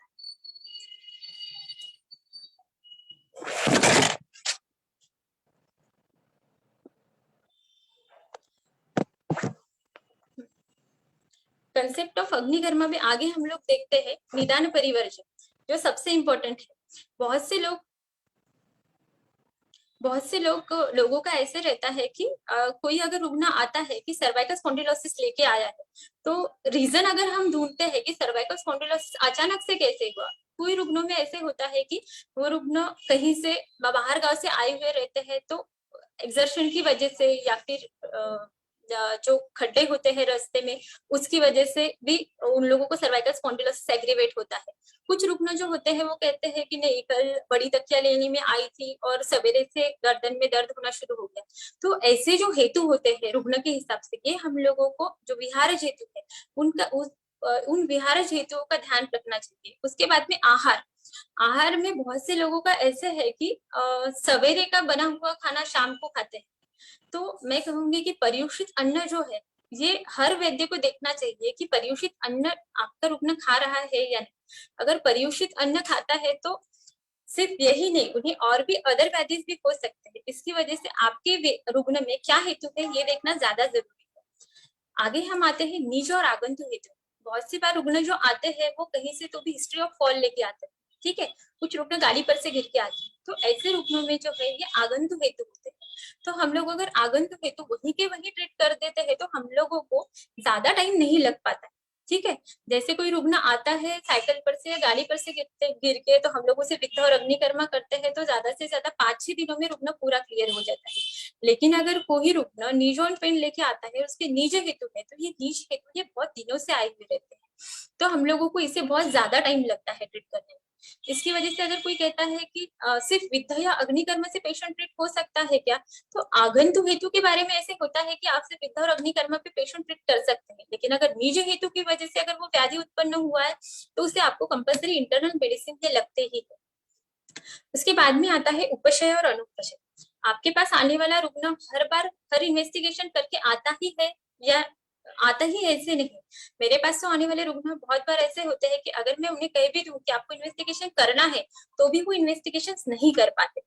तो हम लोग क्या करते हैं कि ऐसे रुग्ण में उपशय और अनुपशय के ऊपर ही आगे की चिकित्सा हम लोग डिसाइड करते हैं।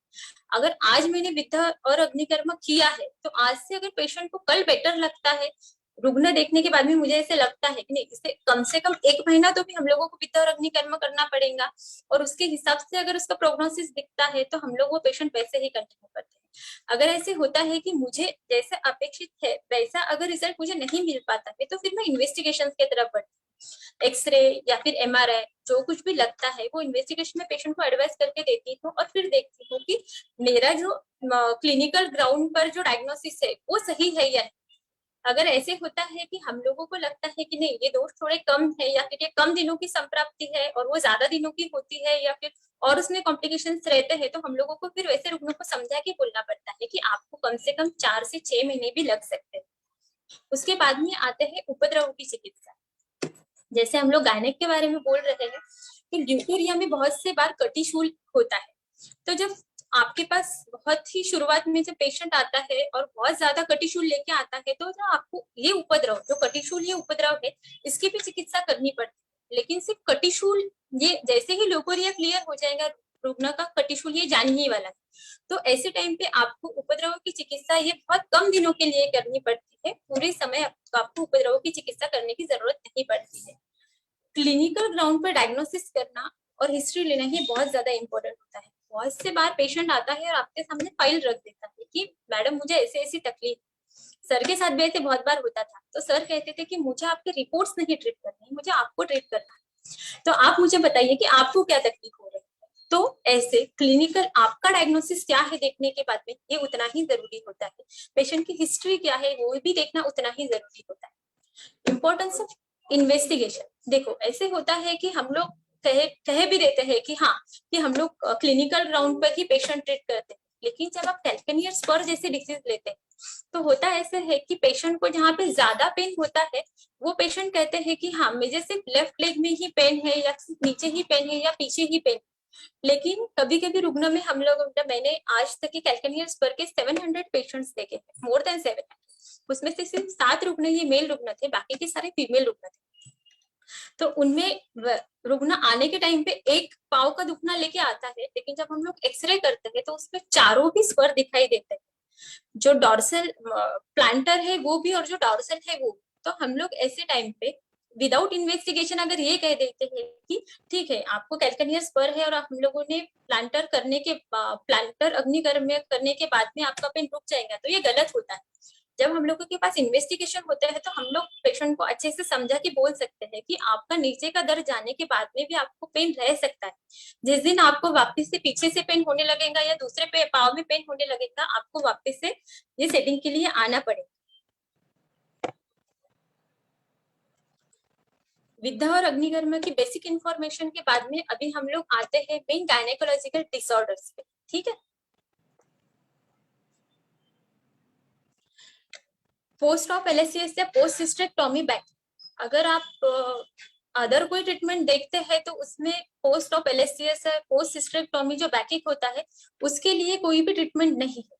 लेकिन आयुर्वेद में जैसे हम लोग सर के पास जब हम लोग थे तो कुछ रुकने ऐसे आते थे कि एक जब से सर एलएससीएस हुआ है तब से पिछले 2 सालों से या 4 सालों से हमें ये पेन शुरू हुआ है, तो सर ने तब हमें कहा कि जब हम लोग नीडल एनेस्थेसिया के लिए जो नीडल यूज करते हैं तो वो जो पॉइंट रहता है वहीं पर पेशेंट पेन लोकेट करता है। तो ऐसी जगह पे अगर हम लोग अर्धविहीन विद्या करते हैं तो वो पेशेंट का पेन कम हो जाता है। तो इसके साथ में पेशेंट को कटी अग्नि भी होता है, ऐसे ही नहीं होता है कि सिर्फ उसी पॉइंट पे पेन है, कंप्लीट कटी अग्नि भी पेन होता है। तो इसके लिए हम लोग अर्धव्रीहि विद्या के साथ साथ अदर भी अगर कुछ टेंडर पॉइंट होते हैं वहां पे भी विद्या कर्म करते हैं, और अग्नि कर्म भी जहां जहां टेंडर पॉइंट है और दो वर्टेब्रे के बीच में जो स्पेस होती है वहां पे दोनों साइड से भी अग्निकर्म करते हैं। पीसीओडी के काफी रुग्ण हमारे पास आते हैं, तो इनमें हम लोग क्या करते हैं कि एक इमेजिनरी लाइन ड्रॉ करते हैं प्यूबिक सिंपल्सिस से एंटीरियर सुपीरियर इलेक्स स्पाइन तक, मीडियल 1/3 और लैटरल 2/3 पे हम लोग विद्या करते हैं। लेकिन यूटेरस की पोजीशन जो है ये ब्लैडर के ऊपर बहुत निर्भर करती है। तो हम लोगों ने कई बार देखा है कि मीडियल 1/3 लैटरल 2/3 या फिर लैटरल 1/3 और मीडियल 2/3, इस बीच में मतलब मीडियल जो 1/3 है इसमें कहीं पर भी अगर हम लोग विद्या कर्म करते हैं तो भी हमें रिजल्ट्स आते हैं। पीसीओडी के पेशेंट में मैक्सिमम जो इश्यू होता है कि मुझे हर महीने में पीरियड्स नहीं आते हैं, इसकी वजह से जो स्ट्रेस आता है, इसके लिए हम लोग साइकोसोमेटिक पॉइंट जिसे हम लोग कहते हैं या फिर उन्माद या अपस्मार में जो पॉइंट आते हैं सपनी, ललाट, अपांग, हनुसति, मध्यगा और उर, तो इसमें स्थपनी का जो पॉइंट है ये आपको पता ही होगा, सपनी, ललाट, अपांग, हनुसंधि, मध्यगा का जो पॉइंट है तो हम लोग हनुसंधि मध्य ऐसे भी अगर आया होगा तो हम लोग संधि के अंदर नहीं करते हैं, तो संधि के पास नहीं करते हैं, और वो भी सिर्फ अर्धव्रीहि इतना ही विद्या हम लोग करते हैं। उर का जो पॉइंट है वो हम स्टर्नम पर करते हैं, एक जो लाइन ड्रॉ करते हैं दोनों निप्पल से, तो स्टर्नम के ऊपर हम लोग ये पॉइंट करते हैं, इससे भी पेशेंट को काफी रिलीफ मिलता है। उसके बाद में पीसीओडी के कुछ जो पेशेंट्स होते हैं उनमें हेयर फॉल का प्रॉब्लम होता है, बैलेंस का प्रॉब्लम होता है, तो हम लोग स्काल्प पर रैंडम विद्या करते हैं। ल्यूकोरिया, मेरे पास तो आने वाले काफी रुग्ण जो है वो ल्यूकोरिया के होते हैं। यहाँ पे ऐसे होता है कि 8 या कभी कभी 12 घंटे भी ये लोग जो रहते हैं ये इंडस्ट्री में काम करते हैं, तो वेगावरोध भी एक रीजन हो सकता है, या फिर जो कॉमन वॉशरूम यूज करना है ये भी रीजन हो सकता है कि इसकी वजह से इन लोगों में ल्यूकोरिया होता है। तो जो ल्यूकोरिया का पेशेंट जब आपके पास एब्डोमिनल कंप्लेंट लेके आता है तो आपको 4 पॉइंट जो विद्या कर्म के अम्बिलिकस के पास है वो करने पड़ते हैं। अगर पेशेंट को अपर एब्डोमिन में पेन नहीं है तो आप अपर एब्डोमिन ना कीजिएगा, अम्बिलिकस के नीचे 2 अंगुली लैटरली दोनों साइड से हम लोगों को विद्या करना है। अगर पेन इन एब्डोमिन ऊपर भी रहता है तो हम लोग ऊपर भी विद्या करते हैं। वैसे ही इन रुग्णों में लो बैक एक भी होता है, लो बैक एक के लिए हम लोग कटी अग्नि करते हैं। जैसा कि मैंने पीसीओडी में कहा कि लोअर एब्डोमिनल पेन रहता है तो ल्यूकोरिया में हम लोग प्यूबिक सिंपैसिस और एंटीरियर सुपीरियर इलेक्स स्पाइन इसके 3 भाग करके मिडल जो 1/3 है वहां पर भी विद्या कर्म करते हैं। अगर आप पीआईडी और सल्फिंजाइटिस इन केसेस के बारे में बात करते हैं तो बहुत सी बार पेशेंट को एब्डोमिनल ब्लॉटिंग या एब्डोमिनल पेन होता है।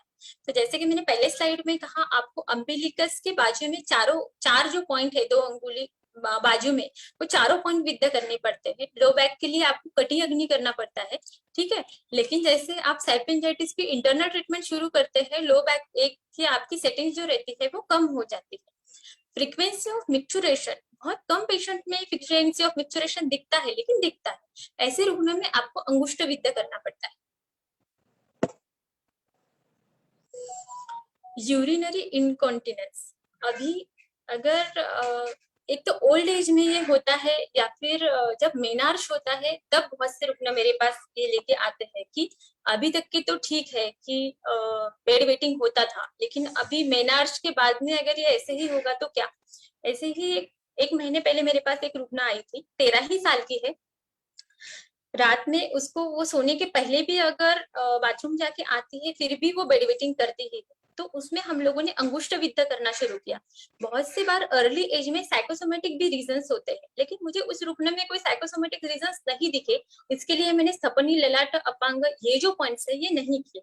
सिर्फ अंगुष्ठ विद्या पर ही आज वो रुग्ण पूरी क्लियर हो गई है, और सिर्फ एक ही महीने में मैंने हर 5 दिन से उसे बुलाया था कि 5 सीटिंग में पेशेंट का पूरा बेड वेटिंग कंप्लीट बंद हो गया है।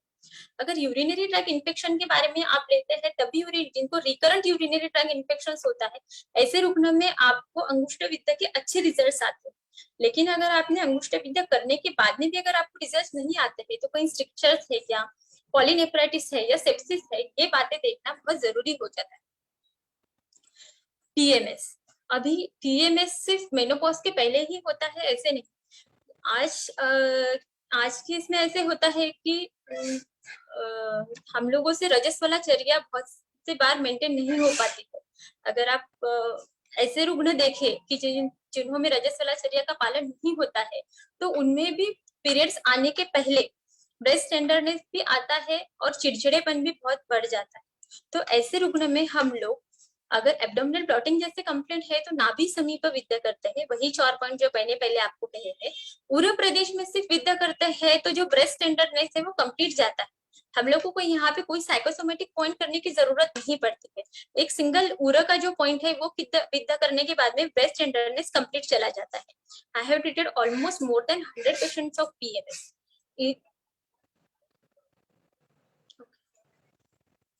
अगर irritability, depression, insomnia, anxiety, headache, ऐसे अगर कुछ आपके पेशेंट्स को कंप्लेंट है, तो आप सपनी, ललाट, अपांग, अनुसंधि मध्य और उरु, ये सभी पॉइंट्स आपको करने पड़ते हैं।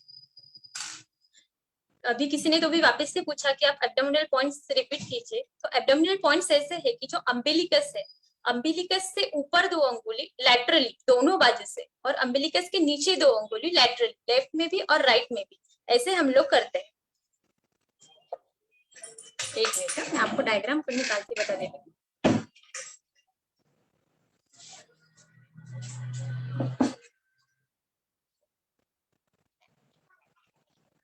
ये अम्बिलिकस है, इसके ऊपर 2 अंगुली और लैटरल, नीचे 2 अंगुली और लैटरल, ऐसे हम लोग 4 पॉइंट करते हैं। अगर कोई पेशेंट ओबेज होता है, तो ऐसे ओबेज पेशेंट में हम लोग 2 अंगुली के बजाय 3 अंगुली पर विद्या करते हैं।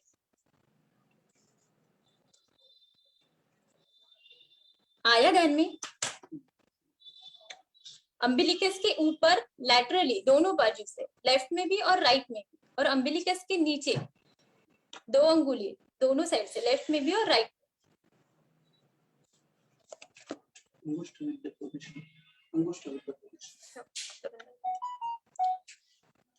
Thank you. अभी हम लोग आपको इसके बाद में कटी अग्नि और अंगुष्ठ विद्या, ये दोनों लाइव बताने वाले, ठीक है? एक 2 मिनट के लिए मैं मेरा वीडियो पॉज कर रही हूँ।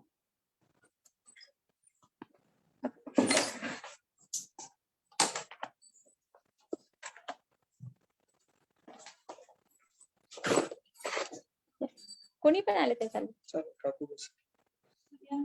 कमरेचे पॉइंट, हा तुमच्या कमरेचे पॉइंट करून देते, त्यांच्या पायाचे दाखवते।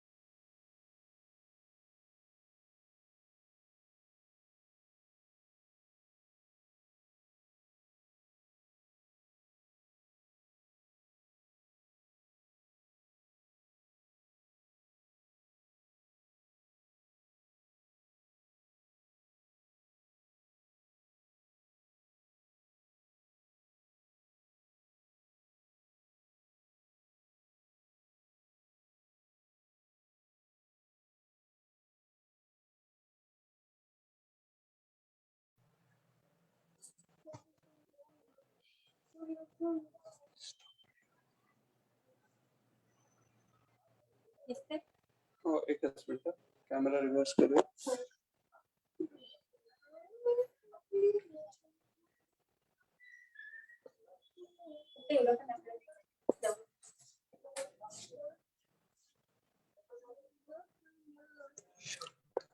गरम लागलं की सांगा हा।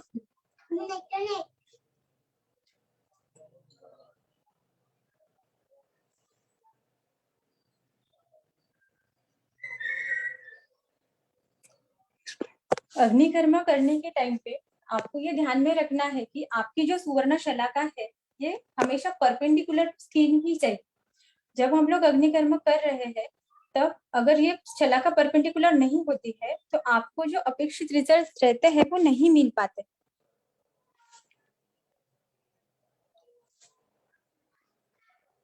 बहुत से लोग जल्दी जल्दी में ये कैंडल सामने पकड़ लेते हैं। उन्हें ऐसे लगता है कि सामने पकड़ने के बाद में अगर अग्निकर्म थोड़ा जल्दी हो जाता है तो हमारा पेशेंट जल्दी हो जाता है। तो मैं ऐसे वैद्यों से कहना चाहूंगी कि ऐसे करने से आप सिर्फ शॉर्टकट्स ले रहे हैं, लेकिन उससे जो अग्निकर्म प्रॉपर उतने टाइम के लिए होना चाहिए वो नहीं हो पाता है।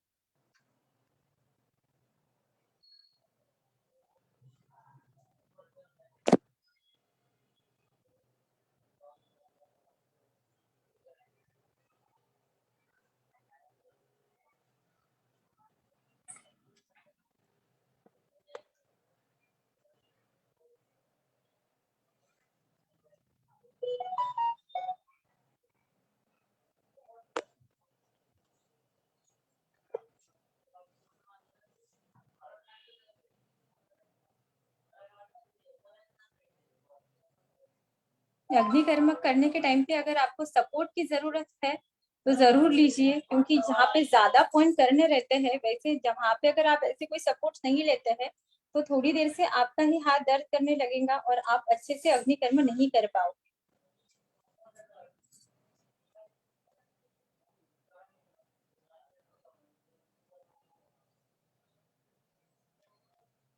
यहाँ पर आप देख सकते हैं जहाँ पे हम लोगों ने प्रेशर देके अग्निकर्म किया है वहां पे एक थोड़ा सा डिप्रेशन आपको ध्यान में आएगा।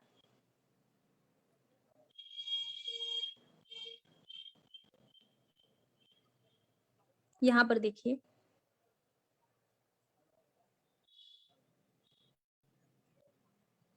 और यहाँ की जो स्किन है शायद से वीडियो में बराबर से दिखे नहीं, कपोत वर्ण जैसे हम लोगों को बताया है कि सम्यक दग्ध का लक्षण है, वो भी यहाँ पे हम लोगों को दिखता है।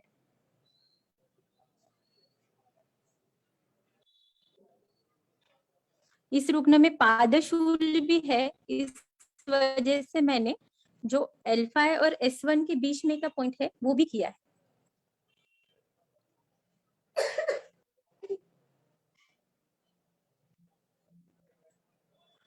अगर किसी रुग्ण में साइटिका का पेन है तो हम लोग यहाँ से नीचे जो साइटिका के पॉइंट है वो भी करते हैं।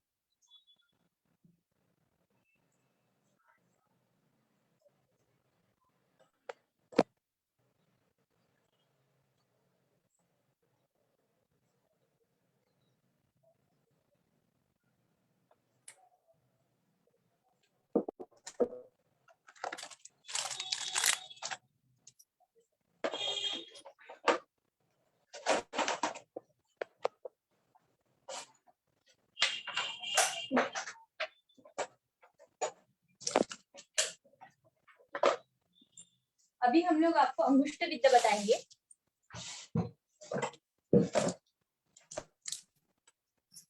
अंगुष्ठ विद्या के लिए ये जो कॉर्नर है, ठीक है, ये कॉर्नर से लेके ये जो क्रेस्ट है इसके बीच में एक इमेजिनरी लाइन हम लोग ऐसे ड्रॉ करते हैं और इसके सेंट्रली हम लोग विद्या कर्म करते हैं, ठीक है।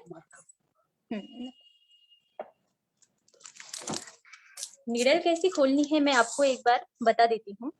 अगर आप ऐसे ऐसे हिला के अगर नीडल निकालते हैं तो वो नीडल ये कॉर्नर में लग जाती है और पेशेंट को वेदना होती है, तो ये नहीं होनी चाहिए। इसके लिए हम लोग ऐसे पकड़ के नीडल डायरेक्ट ऐसे ऊपर खोलते हैं। खोलने के बाद में भी हम लोग इसे डायरेक्ट निकाल लेते हैं और कहीं पे भी लगने नहीं देते। एक सुई लागेल,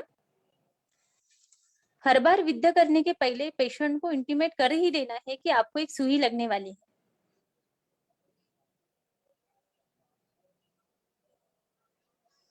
थोड़ी देर के लिए हम लोग ऐसे ही रखेंगे और इसके बाद में निकाल लेंगे। अभी यहाँ से कोई रक्तस्राव नहीं हुआ है। अगर किसी रुग्ण में ऐसे होता है कि ज्यादा रक्त यहाँ से निकलता है तो हम लोग यहाँ पर सिर्फ कॉटन ऐसे रख देते हैं, ना कि उसे कंप्लीट पोंछते हैं।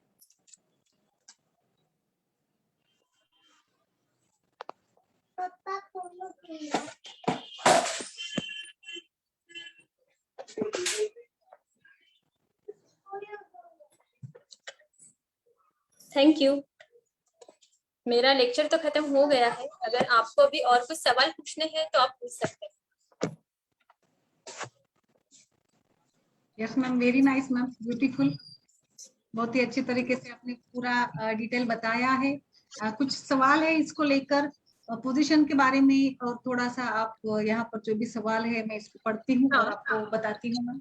यस, अच्छा, बहुत अच्छे से बताया आपने। फिर भी अंगुल की तरह ये पूछ रहे थे पेट पर, ये कटी के पॉइंट्स थोड़ा सा एक बार फिर बताएंगे मैम। कटी के पॉइंट्स कहाँ पर एग्जैक्टली लगाना? कटी के पॉइंट्स मैडम मुझे आपकी आवाज क्लियर। कटी के पॉइंट्स, कटी, हाँ। कटी अग्नि जब हम लोग करते हैं तो दो स्पाइन के बीच में जो डिस्क होती है उस डिस्क के लाइट दोनों साइड से हम लोग विद्ध और अग्निकर्म करते हैं। जिस रूप में स्पार्सम ज्यादा होता है ऐसे रुकने में हम विद्ध पहले नहीं करते हैं, स्नेह स्वेदन करके वहां पे थोड़ी फ्लेक्सिबिलिटी लाते हैं और उसके बाद में हम लोग विद्ध करते हैं।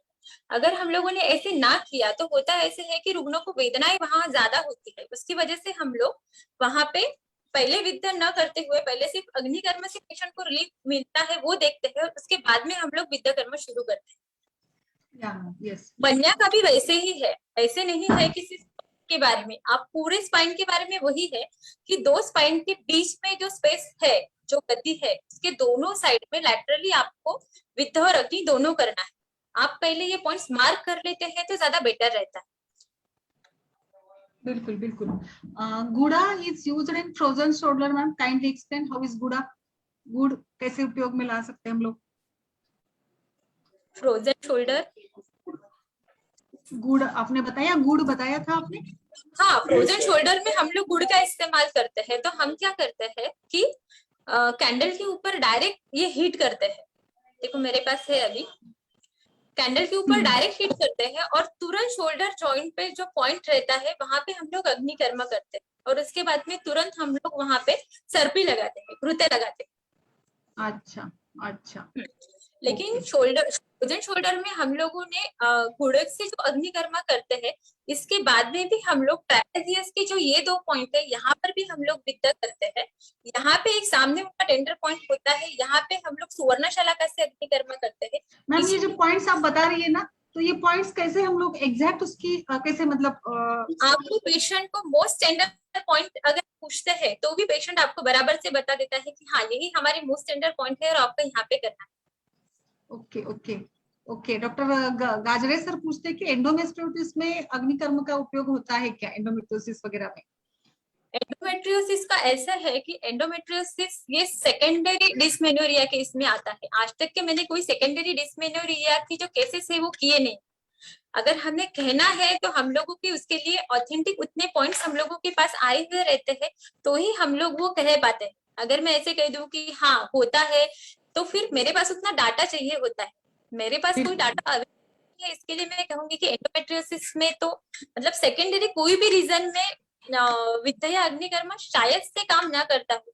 अगर करता भी है तो हम लोगों के पहले उसके लिए उतना डाटा हम लोगों को प्रिपेयर करना पड़ेगा। एटलीस्ट एंडोमेट्रियोसिस के हम लोगों को 20 से 30 पेशेंट्स तो भी ऐसे करने होंगे कि जिनको विद्या और अग्निकर्म करने के बाद भी रिजल्ट मिला है। Yeah ma'am, definitely data and all things are the need of this hour. और एक सवाल ऐसा आया है कि बेड वेटिंग के पेशेंट में टोटल कितने सेटिंग्स लगते हैं? अभी मैंने जो अंगुष्ठ का पॉइंट बताया है वही अंगुष्ठ का पॉइंट आपको दोनों साइड से करना होता है, ठीक है? अगर रुग्ण समझदार है तो आप रुग्ण को मतलब सिर्फ अंगुष्ठ विद्या के बारे में नहीं। Thank you. सिर्फ अंगुष्ठ विद्या के बारे में ही नहीं, आप सारे विद्या और अग्निकर्मा के बारे में यही होता है कि जो सेटिंग्स है वो हम लोग ऐसे करते हैं कि पहले 5 दिन रुग्ण को रोज बुलाते हैं, ठीक है। अगर कोई पेशेंट रोज 5 दिन आने के लिए विलिंग नहीं हो पाता है तो हम लोग उन्हें कहते हैं कि कम से कम 5 दिन से या 8 दिन से एक बार ऐसे आइए, और फिर हम लोग देखते हैं। साथ में मेडिसिन शुरू ही रहते हैं, तो इसकी वजह से हम लोगों को मेडिसिन से कितना फर्क पड़ा है और पहले से फ्रीक्वेंसी में कितने डिफरेंस आए हैं उसके ऊपर हम लोग अगले सेटिंग्स डिपेंड करते हैं। अगर कटिशूल का पेशेंट रहता है, कटिशूल बहुत कॉमन प्रॉब्लम है फीमेल के बारे के लिए, बहुत अलग अलग रीजंस बताए हुए हैं। वो एक डिसीज करके नहीं आता है करके मैंने उसके जो सारे पॉइंट्स हैं वो नहीं लिए हैं, लेकिन फिर भी मैं कहना चाहूंगी कि फीमेल में कटिशूल ये बहुत कॉमन प्रॉब्लम रहता है। हर कोई कहता है, हर कोई फीमेल 30+ एज में जो आते हैं वो कहते हैं कि मुझे कटिशूल का प्रॉब्लम है। ऐसे में आप स्नेहन स्वेदन के साथ में विद्या और अग्निकर्मा अगर महीना भर भी कर लेते हैं तो भी पेशेंट को एटलीस्ट, अगर पेशेंट कंप्लीट ट्रीटमेंट लेता है तो आपको वो पेशेंट वापस से उसी रीजन के लिए नहीं आता है। लेकिन होता ऐसे है कि पेशेंट को जब 50-60% 70% रिलीफ मिल जाता है, पेशेंट उसके रूटीन काम बराबर से करने लगता है, तो पेशेंट को लगता है कि नहीं अभी हम लोग ठीक हो गए और हमें ट्रीटमेंट की जरूरत ही नहीं है, तो रुग्ण फॉलोअप के लिए आता ही नहीं है। तो वापिस से जब मतलब दोष तो है, दोष पूरे गए नहीं है। आपने अगर पूरी ट्रीटमेंट ली होती तो शायद से वो दोष उनके सामने अवस्था में आ गए होते और आपको सेटिंग्स की जरूरत वापस से उस डिसीज के लिए नहीं गिरी। अभी मेरे पास एक एलर्जिक राइनाइटिस और ब्रोंकियल अस्थमा का एक पेशेंट है, 70+ एज है उन सर का। तो जैसे मैंने उन्हें कहा कि सर आप विद्या कर्म के लिए अगर तैयार हो गए तो हम आपको ट्रीट कर सकते हैं, तो सर ने कहा चलो ठीक है, मतलब अगर आप इतने कॉन्फिडेंसली कहते हैं कि मेरा ब्रोंकियल अस्थमा ठीक ही हो जाएगा तो मैं आने के लिए तैयार हूँ। तो वो मेरे पास दोपहर में 2 बजे और शाम को जैसी उनकी 9 बजे की ओपीडी खत्म होती थी, वो दोनों टाइम मेरे पास आ जाते थे। 1 महीना हम लोगों ने सवेरे शाम ऐसे दोनों बार विद्या कर्म किया, और उसके बाद में शुरुआती के इसमें मैंने जैसे आपको कहा कि लिटिल फिंगर और रिंग फिंगर इसके बीच में 180 ही करना है। एल्बो जॉइंट के ऊपर मीडियली 4 अंगुली ये अर्धव्रीहि विद्या करना है। क्लेविकल का जो पॉइंट है मीडियल 2/3 और लैटरल 1/3 में क्लेविकल के नीचे एक पॉइंट आता है। हम लोग जब सर के पास थे तो ऐसे ही एक अस्थमा का पेशेंट आया था, तो सर ने सेतो रखा तो हम लोगों को 20 सुनाई, तो सर ने कहा कि कांस्य श्वास में जो पॉइंट आया है आज हम लोग ये करके देखते हैं। तो क्लेविकल का जो पॉइंट है शायद ये एक्यूपंक्चर मतलब चाइनीज एक्यूपंक्चर में आया है, लेकिन सर ने वो पढ़ा था, इसके लिए सर ने हम लोगों को पॉइंट करने के लिए कहा था। तो सेतो रखने के बाद में जो 20 थी तो वो 20 जो है वो काफी हद तक कम हो गई जब हम लोगों ने तीनों पॉइंट विद्या की।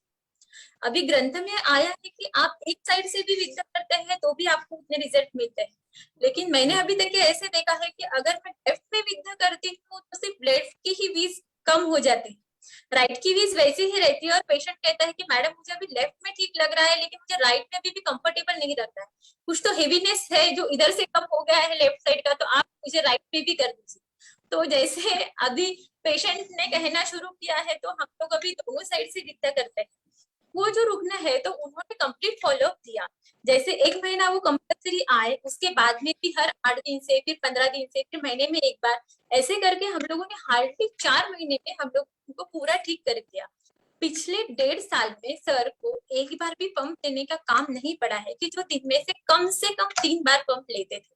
जिस दिन वो पंप वापस करने जा रहे थे तो वो मुझसे जाके मिलके गए, कहा कि अगर मैं आपके पास ये चिकित्सा नहीं लेता तो शायद से मेरे ये पंप कभी नहीं बंद हो पाते।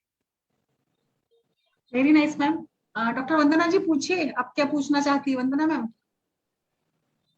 बोलिए डॉक्टर वंदना मैम। मैम अभी लास्ट में आपने जो एक्सप्लेन किए थे ना सुप्रा क्लेविकुलर और जो वो अभी जो बताएं वो मैडम आपकी आवाज लास्ट वाले कुछ पॉइंट्स बता रही हैं। अस्थमा का पॉइंट पूछ रहे हैं मैडम आप? हाँ, तो रिंग फिंगर और लिटिल फिंगर के बीच में 180 ही करते हैं, ठीक है। एल्बो जॉइंट के ऊपर मीडियली यहाँ पे ये रुग्ण के हिसाब से हम लोग करते हैं। ये जो क्रेस्ट आपको दिख रही है इसके ऊपर 4 अंगुली, मतलब मेरा पॉइंट अगर आपको करना है तो यहाँ पर आएगा, ठीक है। क्लेविकल जो है, क्लेविकल का मीडियल 2/3 और लेटरल 1, इसके नीचे आपको ये पॉइंट करना है। लेकिन जब बहुत सीवियरिटी रहती है तभी हम लोग ये पॉइंट करते हैं। जैसे रुग्ण की सीवियरिटी कम हो जाती है, मैं पॉइंट्स पूरे कम कर देती हूँ। विद्या का थोड़ा तो पेन होता है, इसकी वजह से जितने पॉइंट्स कम करने पड़े मैं वही प्रीफर करती हूँ कि कम से कम पॉइंट में पेशेंट ज्यादा से ज्यादा क्लियर हो जाए। विद्या के और अग्निकर्म पॉइंट सेम है क्या, ऐसा एक सवाल आया है। तो विद्या कर्म के जो पॉइंट है वही पॉइंट हम लोग अग्निकर्म के लिए यूज करते हैं, लेकिन सिर्फ जो वात दोष से रिलेटेड रहते हैं वहां पे हम लोगों को सिर्फ विद्या से ही रिजल्ट आते हैं। जैसे अगर आप कहेंगे कि हम लोगों को उपनासिका विद्या के बजाय अगर हम लोग अग्निकर्म करें तो वहां पे कफ का अनुबंध नहीं रहता है। जहाँ पे कफ का अनुबंध है वहां पे आपको अग्निकर्म बहुत अच्छा रिजल्ट देता है। लेकिन वहां पे ही अगर आप सेम पॉइंट पे अगर आप अग्निकर्म करना चाहिए और विद्या कर्म ना करना चाहे तो वो पॉइंट क्लियर नहीं हो पाता है, पेशेंट को उतना रिलीफ नहीं मिलता है। लेकिन जैसे कटी की जगह है या फिर अदर पाद विद्या और अग्नि है, नी जॉइंट के ऊपर नीचे वेदना है, वहां पे अगर आप विद्या और अग्नि करते हैं तो अगर 4 अंगुली ऊपर ऐसे अगर ये पॉइंट मेरा विद्या का है, यहाँ पे अगर मैं विद्या कर्म करती हूँ तो सिर्फ इसी पॉइंट पे मैं कभी अग्निकर्म नहीं करूंगी, इसके थोड़े से बाजू में हम लोग अग्निकर्म करते हैं। इससे होता ऐसे है कि यहाँ से जो वायु निकल रहा है उसे भी बाद में अवरोध नहीं आता है, और वहां पे अगर हम लोग इसी पॉइंट पे अगर अग्निकर्म कभी करते हैं वहां रेडनेस आ जाता है। इसकी वजह से जहां विद्या होता है वहां हम लोग कभी अग्निकर्म नहीं करते हैं, उसके बाजू में अग्निकर्म करते हैं। मैम एक क्वेश्चन है मेरा, मैं डॉक्टर अरविंद सक्सेना बोल रहा हूँ। मैम बोलिए। मैम ये जैसे आपने अभी तक बोला है, जैसे सुश्रुत में भी आया कि पिछल अन्न खिलाकर अग्निकर्म करना चाहिए, तो ये जैसे ये अश्मरी और मूल गर्भ और उदर रोग वगैरह में पिछल अन्न का मना किया गया, ऐसा क्यों मैम? मूल गर्भ के लिए पूछ रहे हैं आप? अश्मरी और उसमें स्टोन के पेशेंट आते हैं ना। अगर मूत्राश्मरी है तो हम लोग मतलब जहाँ पे भी आपको एब्डोमेन से रिलेटेड सब चीजें आती है तो हम लोग ये विद्या या अग्निकर्म नहीं करते हैं। वहां की अगर मोटिलिटी बढ़ जाती है तो हम लोगों को प्रेगनेंसी में कोई एडवर्स इफेक्ट नहीं दिखने चाहिए, इसके लिए हम लोग प्रेगनेंसी में अगर अश्मरी होते हैं तो वो ट्रीट नहीं करते, विद्या से भी नहीं ट्रीट करते। और जनरल अगर अश्मरी हो, प्रेगनेंसी में ना हो, केवल अश्मरी हो तब? प्रेगनेंसी हाँ बिल्कुल। अगर आप पेशेंट को, हमारा एक अनुभव ऐसा है कि 5 mm का एक यूरेट्रिक कैलकुला था, हाँ यूरेट्रिक कैलकुला था, तो सिर्फ 3 बार विद्या करने के बाद में, सवेरे शाम विद्या करने के बाद में विदाउट एनी मेडिसिन वो जो कैलकुला है वो गिर गया। मैम वो उसके पॉइंट अलग होते हैं, उसके पॉइंट मुझे कुछ उसके पॉइंट बताएं, क्योंकि स्टोन के पेशेंट हम लोग के पास बहुत रहते हैं मैम। सोन के पेशेंट के तो वो एक ही अंगुष्ठ का ही पॉइंट है सर। आप दोनों साइड से अगर अग्निकर्म विद्या कर्म करते हैं तो आपको रिजल्ट आने ही है। केवल अंगुष्ठ पॉइंट से ही मैम आ जाएगा? इंटरनल मेडिसिन भी यूज करते हैं तो वो ज्यादा बेटर रहता है। जब स्टोन ये बड़ा होता है, जैसे मैंने अभी तक के 21 mm तक के स्टोन जो है वो क्लियर किए हैं। एक जो था वो 12 mm का था, फीमेल पेशेंट थी, तो मैंने उसे मेडिसिन देने के बाद में विद्या कर्म सिर्फ उसके 2 ही सेटिंग किए थे क्योंकि वो विलिंग ही नहीं थी बाद में की सेटिंग्स के लिए। तो पहला विद्या कर्म करने के बाद में उसे 5 दिन से जब बुलाया तब वो आई, लेकिन फिर उसने मना कर दिया कि मैडम नहीं, मुझे पेन होता है तो मुझे नहीं करना है। उसके बाद में ऑलमोस्ट महीना भर के बाद में वो पेशेंट सवेरे सवेरे जो स्टोन कंप्लीट जो बाहर निकल गया था वो स्टोन लेके आई कि madam we are very much thankful to you कि हम लोगों को पहले ऑपरेट करने के लिए कहा था, लेकिन आपने जो थेरेपी दी, आपने जो मेडिसिन दिए, उसके बाद भी हमारा ये स्टोन इंटैक्ट बाहर निकला है। Great ma'am. तो गॉलब्लैडर स्टोन भी इसका रिजल्ट मैम? गॉलब्लैडर रहते हैं सर, गॉलब्लैडर स्टोन हम लोग परिणाम शूल के जैसे ही उसको ट्रीट करते हैं, तो वो निकल तो नहीं जाते हैं लेकिन उसका जो पेन है वो कम हो जाता है। साथ में जो पच्छे बोले हैं वो तो पेशेंट को करने ही पड़ते, वो निकलने के लिए ऐसे कुछ नहीं है। कैन यू रिपीट जो ये स्टोन, किडनी स्टोन के पॉइंट का जो एक फिर से बता सकते हैं मैम? किडनी स्टोन का जो पॉइंट है वो सिर्फ अंगुष्ठ का पॉइंट है। मैं आपको लगे तो और एक पेशेंट पे बता देती हूँ, ठीक है? Ma'am is there any reference? कुछ डॉक्टर्स पूछते हैं कि ये रेफरेंस कहाँ मिलेंगे, मतलब पॉइंट्स के बारे में। रेफरेंस जो है मैडम ये सभी, हाँ ये सभी जो रेफरेंस है ये सुश्रुत शारीर स्थान के सुश्रुत, एक मिनट, हाँ ठीक है कोई बात नहीं।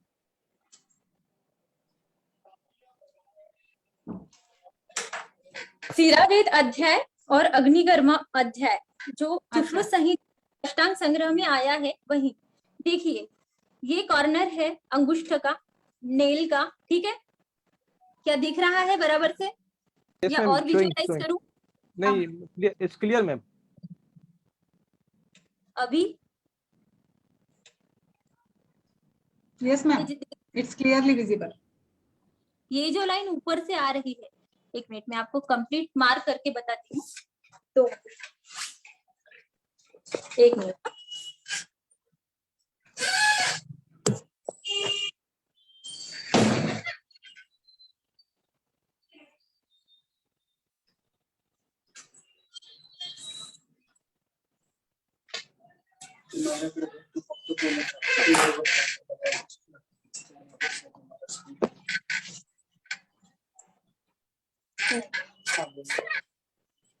देखिए अभी। Very nice ma'am, very nice, yes very ma'am, clear. Yes. Just a minute.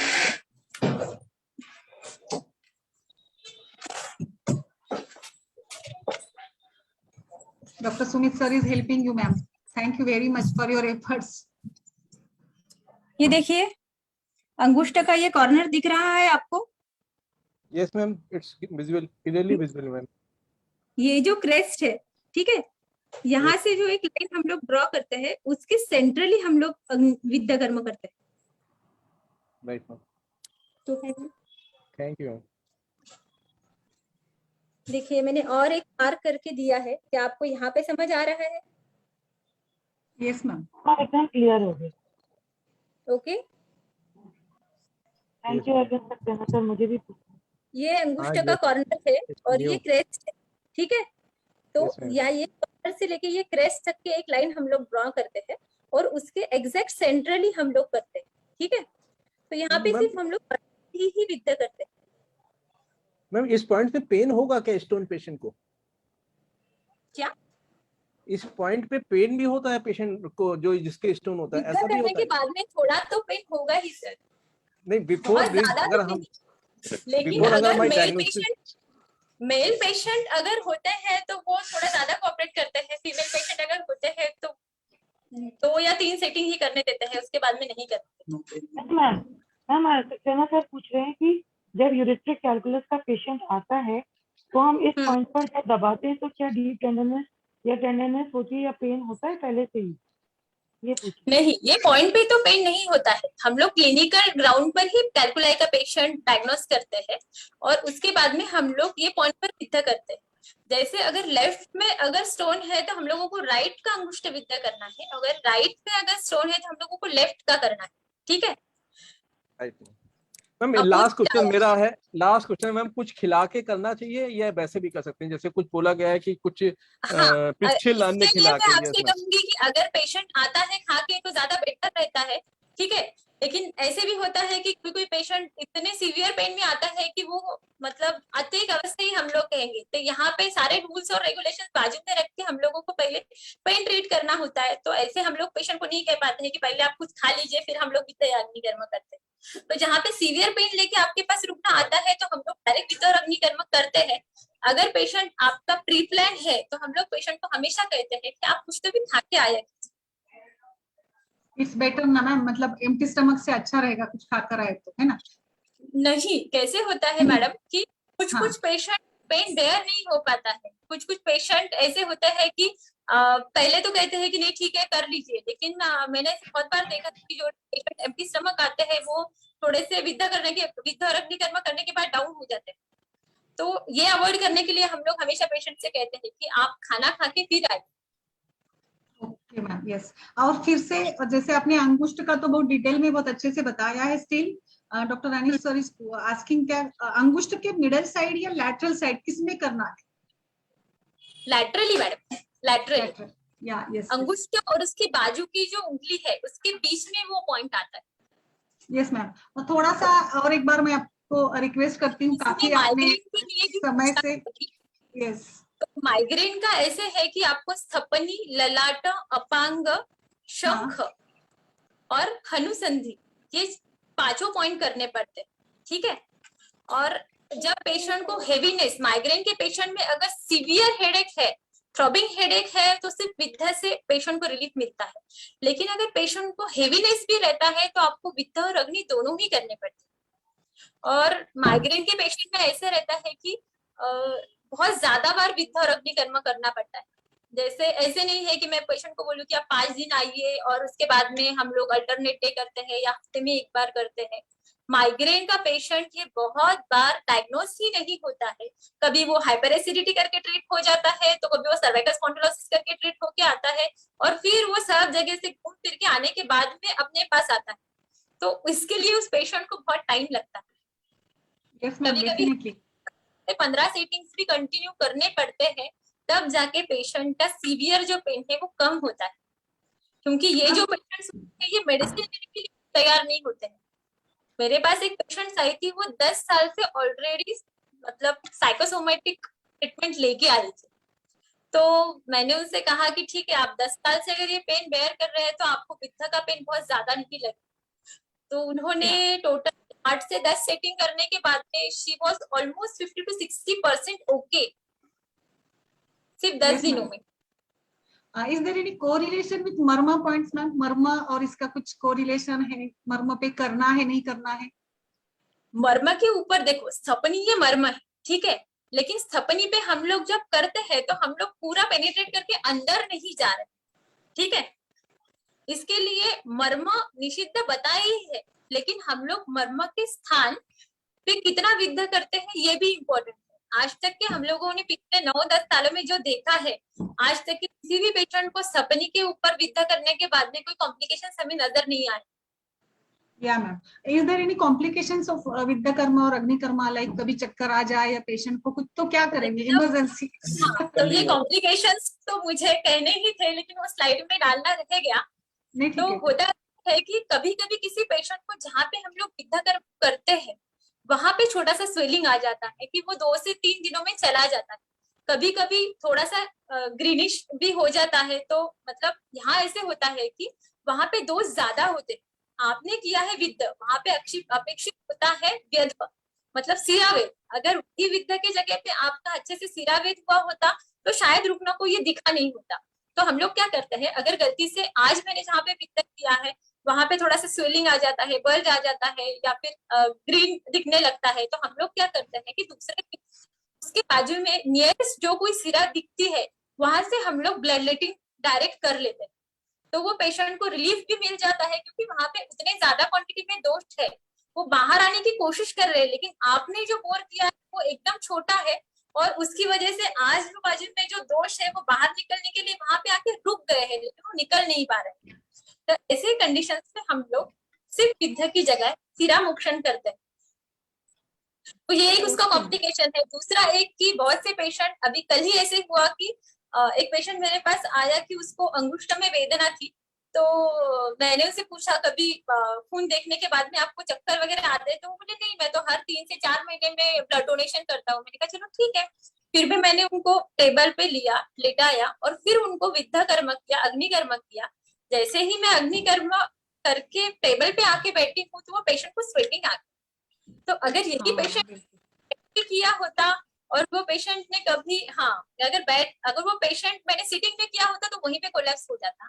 इसके लिए मैं कहती हूँ कि कभी भी पेशेंट, आपको भले ही वो विद्या का हो या अग्नि कर्म का, आप कंपल्सरी पेशेंट को टेबल पे बैठा के ही अग्नि कर्म करना है। अभी ये तो अगर इस रुग्ण में पहले की अगर मुझे उसने हिस्ट्री नहीं दी होती कि अगर मैडम मैं हमेशा ही 3-4 महीने से ब्लड डोनेशन करता हूँ, तो उसे ब्लड देखने के बाद में भी ऐसा होना कुछ जरूरी नहीं। लेकिन इस रुग्ण में मैंने देखा कि मैंने उनसे पूछा आपने खाना कितने बजे खाया था? तो उन्होंने कहा कि मैडम मैं दोपहर में 1 बजे खाना खा के आया था, और अभी बहुत लेट हो गया, इसके लिए मैं डायरेक्ट 9:30 बजे आपके पास आ गया। तो this might be a reason. इसके लिए मैं कहती हूँ कि पेशेंट को आप कहिए कि आप खाना खा के फिर आइए।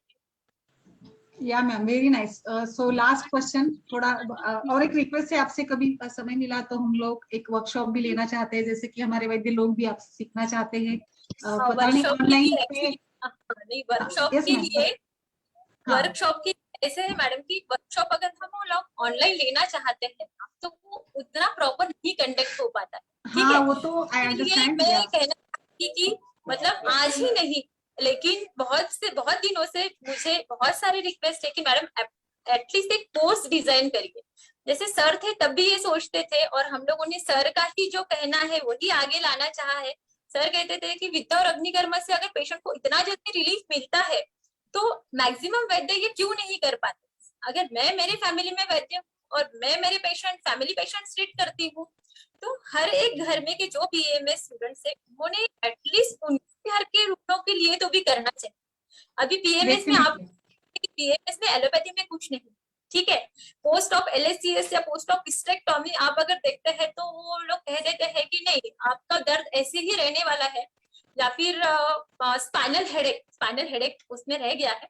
स्पाइनल हेडेक के भी जो पेशेंट है आप दोनों अगर ट्रीट करते हैं उसको साइकोसोमेटिक पॉइंट्स भी लगते हैं और कटी के भी पॉइंट्स लगते हैं। ऐसे जब आप दोनों भी करते हैं तो ये पेशेंट भी बहुत अच्छे से ट्रीट होते हैं विद्या और अग्निकर्म।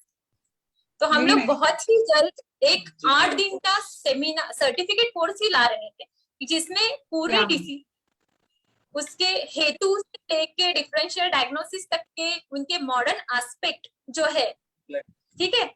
ऐसे नहीं है कि है तो सिर्फ आयुर्वेद जाएगा, आपके मॉडर्न में क्या क्या ट्रीटमेंट है वो सारी ट्रीटमेंट उसमें इंक्लूड करके जो मोस्ट मतलब जो उसके वीडियोस है सारे डाल के फिर हम लोग हमारी जो विद्या और अग्निकर्म चिकित्सा है कितनी श्रेष्ठ है ये बताने के लिए ही हम एक सर्टिफिकेट कोर्स ला रहे हैं। लेकिन कोविड सिचुएशंस की वजह से और अदर कुछ रीजंस की वजह से अगले 3 से 4 महीने तो भी ये पॉसिबल नहीं हो पाएगा। Yes ma'am, very nice. Doctor Neha please be brief. Yes ma'am, doctor Neha. Ovulation induce करने के लिए कहाँ पे विद्या करना चाहिए? अभी मैम मुझे समझ में नहीं आया। ओव्यूलेशन के लिए इंड्यूस करने के लिए मेडिसिन के साथ कहाँ पे विद्या कर सकते हैं हम लोग? ओव्यूलेशन इंड्यूस के लिए जो मैंने प्यूबिक सिम्फाइसिस से एंटीरियर सुपीरियर इलियक स्पाइन के बीच में जो कहा है आप मीडियल 1/3 और लैटरल 1/3 यहाँ पे भी कर सकते हैं या बीच में का जो 1/3 पॉइंट आता है वहां पे कहीं पे भी अगर आप विद्या कर्म करते हैं तो भी होता है। लेकिन ये हर रुग्ण में ही होगा ऐसे नहीं, ठीक है। आपको इसके साथ में इंटरनल मेडिसिन भी देने पड़ते हैं। और ब्रेस्ट टेंडरनेस में आपने तभी बताया था उर में, तो वहां पे कहाँ करना है? उर 2 निप्पल के बीच में एक ड्रॉ करनी है और स्टर्नम के एग्जैक्ट ऊपर हमें वो पॉइंट करना है और ये हाफ फ्री ही इतना ही करना है। अर्ध फ्री ही सफिशिएंट होता है, इससे ज्यादा करने की जरूरत नहीं पड़ती। Yes ma'am. 2 निप्पल के बीच में लाइन मार के उसके ऊपर 2 निप्पल। अभी ऐसे है कि अगर आप पेशेंट को सिटिंग में रखते हैं तो आपको पॉइंट अलग जगह पे दिखेगा। इसके लिए कंपलसरी पेशेंट को लाइन डाउन में रखना है और फिर ही वो पॉइंट लोकेट करना है। लाइन के ऊपर क्या? एक मिनट मैं आपको ड्रॉ करके बता दूंगी। डॉक्टर रितिमा आप पूछिए तब तक सवाल। जी मैम। मैम ये पूछ रही थी जो आपने कैलकुलाई के लिए बोला, जो आपने अभी पॉइंट अंगूठे पे दिखाया था, वो कितनी बार करना है? आपने कहा था कि कैलकुलस निकल जाता है। नहीं, कैलकुलस अगर छोटा होता है तो वो 2-3 सेटिंग्स में भी गिर जाता है, लेकिन अगर कैलकुलस बड़ा होता है तो उसे बार-बार सेटिंग्स लगते हैं, ठीक है। अगर आप इंटरनल मेडिसिन के साथ में विद्या कर्म कर रहे हैं तो आप वो पेशेंट को हर 5 दिन से या 8 दिन से ऐसे भी अगर बुला के विद्या कर्म करते हैं तो भी आपको रिजल्ट्स मिलते हैं। Yes ma'am, very nice. So बताइए। ये दिख रहा है, किसी ने तो भी पूरा का पॉइंट पूछा है, ठीक है। ये लाइन जॉइनिंग द 2 निप्पल्स और ये है अपना स्टर्नम। तो ये स्टर्नम के ऊपर यहाँ हम लोग विद्या करते हैं। Okay ma'am, thank you. Very nice ma'am, very nice, very wonderful. और बहुत सुनना चाहते हैं बट काफी समय से आप बोल रही है तो मैं डॉक्टर वंदना पाठक से यहाँ पर रिक्वेस्ट करती हूँ। बहुत बहुत आभार आपका मैम।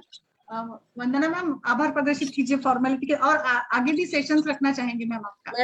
एक बार फिर से ना हम लोग सिर्फ गायनेकोलॉजी को लेकर आप पॉइंट्स बताइए, मतलब बस वही PCOD, PCOS, common infertility, fibroid, फिर ब्रेस्ट टेंडरनेस, इनको लेकर आप बस एक बार हमें आधा घंटा पोजीशंस बता दीजिए। फिर एक बार और रखेंगे आज, क्योंकि थोड़ा पहले का हमारा मतलब वो इस पे पूरे डेमोन्स्ट्रेशन में थोड़ा टाइम है, बट मुझे लगता है 6:30 7:15 बज गए हैं और टाइम हो ही गया है। Yes ma'am, very nice, thank you very much. Vandana ji बोलिए। Thank you, Nita ma'am, and thank you. Thanks to your husband also, who helped you, and all the patients also who were there, जो live आए थे, और आपने step by step बहुत अच्छे से बताया. So we would keep one workshop again. हम लोग एक ही सोचते हैं कि नॉलेज हम लोगों को हमारे गुरु से मिला है, हम वैसा ही नॉलेज पूरा का पूरा आने वाले स्टूडेंट्स को दें।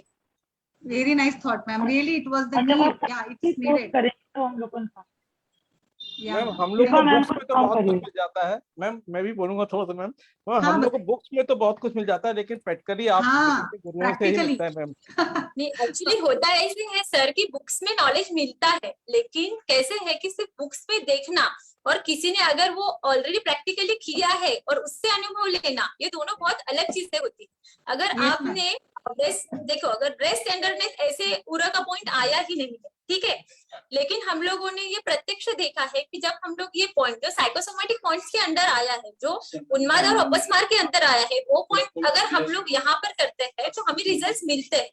तो ये जिसके उसके प्रैक्टिकल ओरिएंटेशन का पार्ट है। सर हमेशा कहते थे कि आपको सिर्फ उतने तक ही लिमिटेड नहीं रहना है। अगर सर के पास कोई रुकना आता था और अगर सर को ऐसे लगता था कि नहीं हम टू द पॉइंट नहीं पहुंच रहे हैं, हमें इतने दिन में और अच्छे रिजल्ट मिलने चाहिए, तो हम कहीं पे तो भी कम पड़ रहे हैं कि हमने इसके ऊपर और सोचना चाहिए कि और कुछ रीजन है कि उसकी वजह से हम लोग ये पेशेंट पूरा ट्रीट नहीं कर पा रहे। तो पेशेंट से सर कहते थे कि हम लोग 2 दिन के बाद में मिलते हैं, और 2 दिन सर मैं हम सब लोग मिलके पढ़ते थे कि ऐसा क्या हमसे छूट रहा है कि वो पेशेंट ट्रीट नहीं हो पा रहा। तो मैं आपको अर्दित के बारे में ये एक एग्जाम्पल और बताना चाहती हूँ कि अर्दित के रुग्ण में आपका जो ओरिजिन है वो बहुत इंपॉर्टेंट रहता है। सर के पास जो रुग्ण आया था वो कर्णशूल का आया था, और जैसे ही उसको फेशियल पाल्सी लग रही थी वो तुरंत सर के पास आया, तो सर ने सिर्फ कर्ण के पॉइंट विद्या करके देने के बाद में उसका फेस एब्सोल्यूट नॉर्मल हो गया। अभी महीने भर पहले मेरे पास एक रुग्ण आया, उसने कहा कि मैंने छींका और उसके बाद में मेरे ओठों पे मुझे ऐसे थोड़ा सा हेवीनेस लग रहा है। तो शाम को उसको ऐसे हुआ और दूसरे दिन सवेरे वो मेरे पास आया, उसकी सिर्फ एक जो आईलिड है वो थोड़ी सी नीचे दिख रही थी, बाकी उसे एब्सोल्यूट कुछ भी सिम्टम्स नहीं। लेकिन हुआ ऐसे कि वो इतना कॉन्शियस क्यों था कि उसकी बहन को सेम अटैक आके गया था, और उसकी बहन को उसे ऑलमोस्ट 3 से 4 महीने गवर्नमेंट हॉस्पिटल में रहने के बाद में भी पूरी रिकवरी नहीं आ पाई। मेरे और हमारे हस्बैंड का जस्ट एक 8 दिन पहले डिस्कशन हुआ था कि आप अर्दित के रुग्ण को ट्रीट कैसे करते हैं। तो मैंने सर से कहा कि हर पेशेंट का ओरिजिन डिफरेंट होता है, ठीक है। मैंने एक जो पेशेंट ट्रीट किया है वो कर्णशूल का है, एक जो पेशेंट था उसे सिर्फ लोअर डेंटल एक था, उसके बाद में उसे अर्दित हुआ था। तो आप जब तक के ओरिजिन ट्रीट नहीं करते हैं तब तक कि वो रुग्ण पूरा रिकवर नहीं हो पाता है, ठीक है। तो अगर अर्दित में आप अगर सोचते हैं कि नहीं सपनी ललाट ये पॉइंट सिर्फ आप विद्या कर देते हैं तो पेशेंट क्लियर करता है, तो ऐसे नहीं होता है। आपको रुग्ण का ओरिजिन ढूंढना पड़ता है, जहां से ओरिजिन है वहां पे आप पहले विद्याग्नि करते हैं तो आपको जो रिजल्ट्स है वो बहुत जल्द मिलते हैं। और वैसे भी अगर देखा जाए तो पॉइंट्स बहुत कम बताए हुए हैं, लेकिन हम लोग जब प्रैक्टिकली करते हैं तो इस पॉइंट से ज्यादा पॉइंट हम लोग करते हैं। जैसे मैंने आपको कहा कि डेंटल एक का जो पेशेंट था मेरे पास, तो वो कहता था कि अपने विद्या और अग्नि कर्म करने के बाद में बाकी तो मैडम ठीक लग रहा है, लेकिन मुझे यहाँ पे हेवीनेस लग रहा है मेरे गाल। तो मैंने उसे कहा कि चलो ठीक है, अगर आप विलिंग है तो मैं आपको गाल पर भी विद्या और अग्नि कर्म करके दूंगी, लेकिन अगर आप विलिंग है तो वो पेशेंट मेरे पास दिन में से 3 बार विद्या और अग्नि के लिए आता। तो वो पेशेंट सिर्फ मैंने 8 दिन में क्लियर किया, in only 8 days without a single allopathic medicine. Very nice ma'am, very wonderful. You are doing a great job. उसके ऊपर ही जाके सब कुछ मिलता है ऐसे नहीं, आपको प्रैक्टिकल ओरिएंटेशन के ऊपर भी बहुत देखना पड़ता है। Yes ma'am. So thank you very much. आप सभी वैद्यों का भी बहुत बहुत आभार इंटरेक्शन के लिए, और मैम को मैं फिर से बुलाना चाहूंगी। तो आज के लिए यहाँ पर रुकते हैं। नमस्कार सभी को, जो भी सारे दर्शक देख रहे हैं उनका भी मैं आभार व्यक्त करती हूँ, सभी पार्टिसिपेंट्स वैद्यों का भी। तो नमस्कार, शुभ रात्रि, thank you very much ma'am. Ma'am आपका भी बहुत बहुत हाँ मैम, थैंक यू। मिलते हैं फिर कल। Okay bye, see you. Bye bye.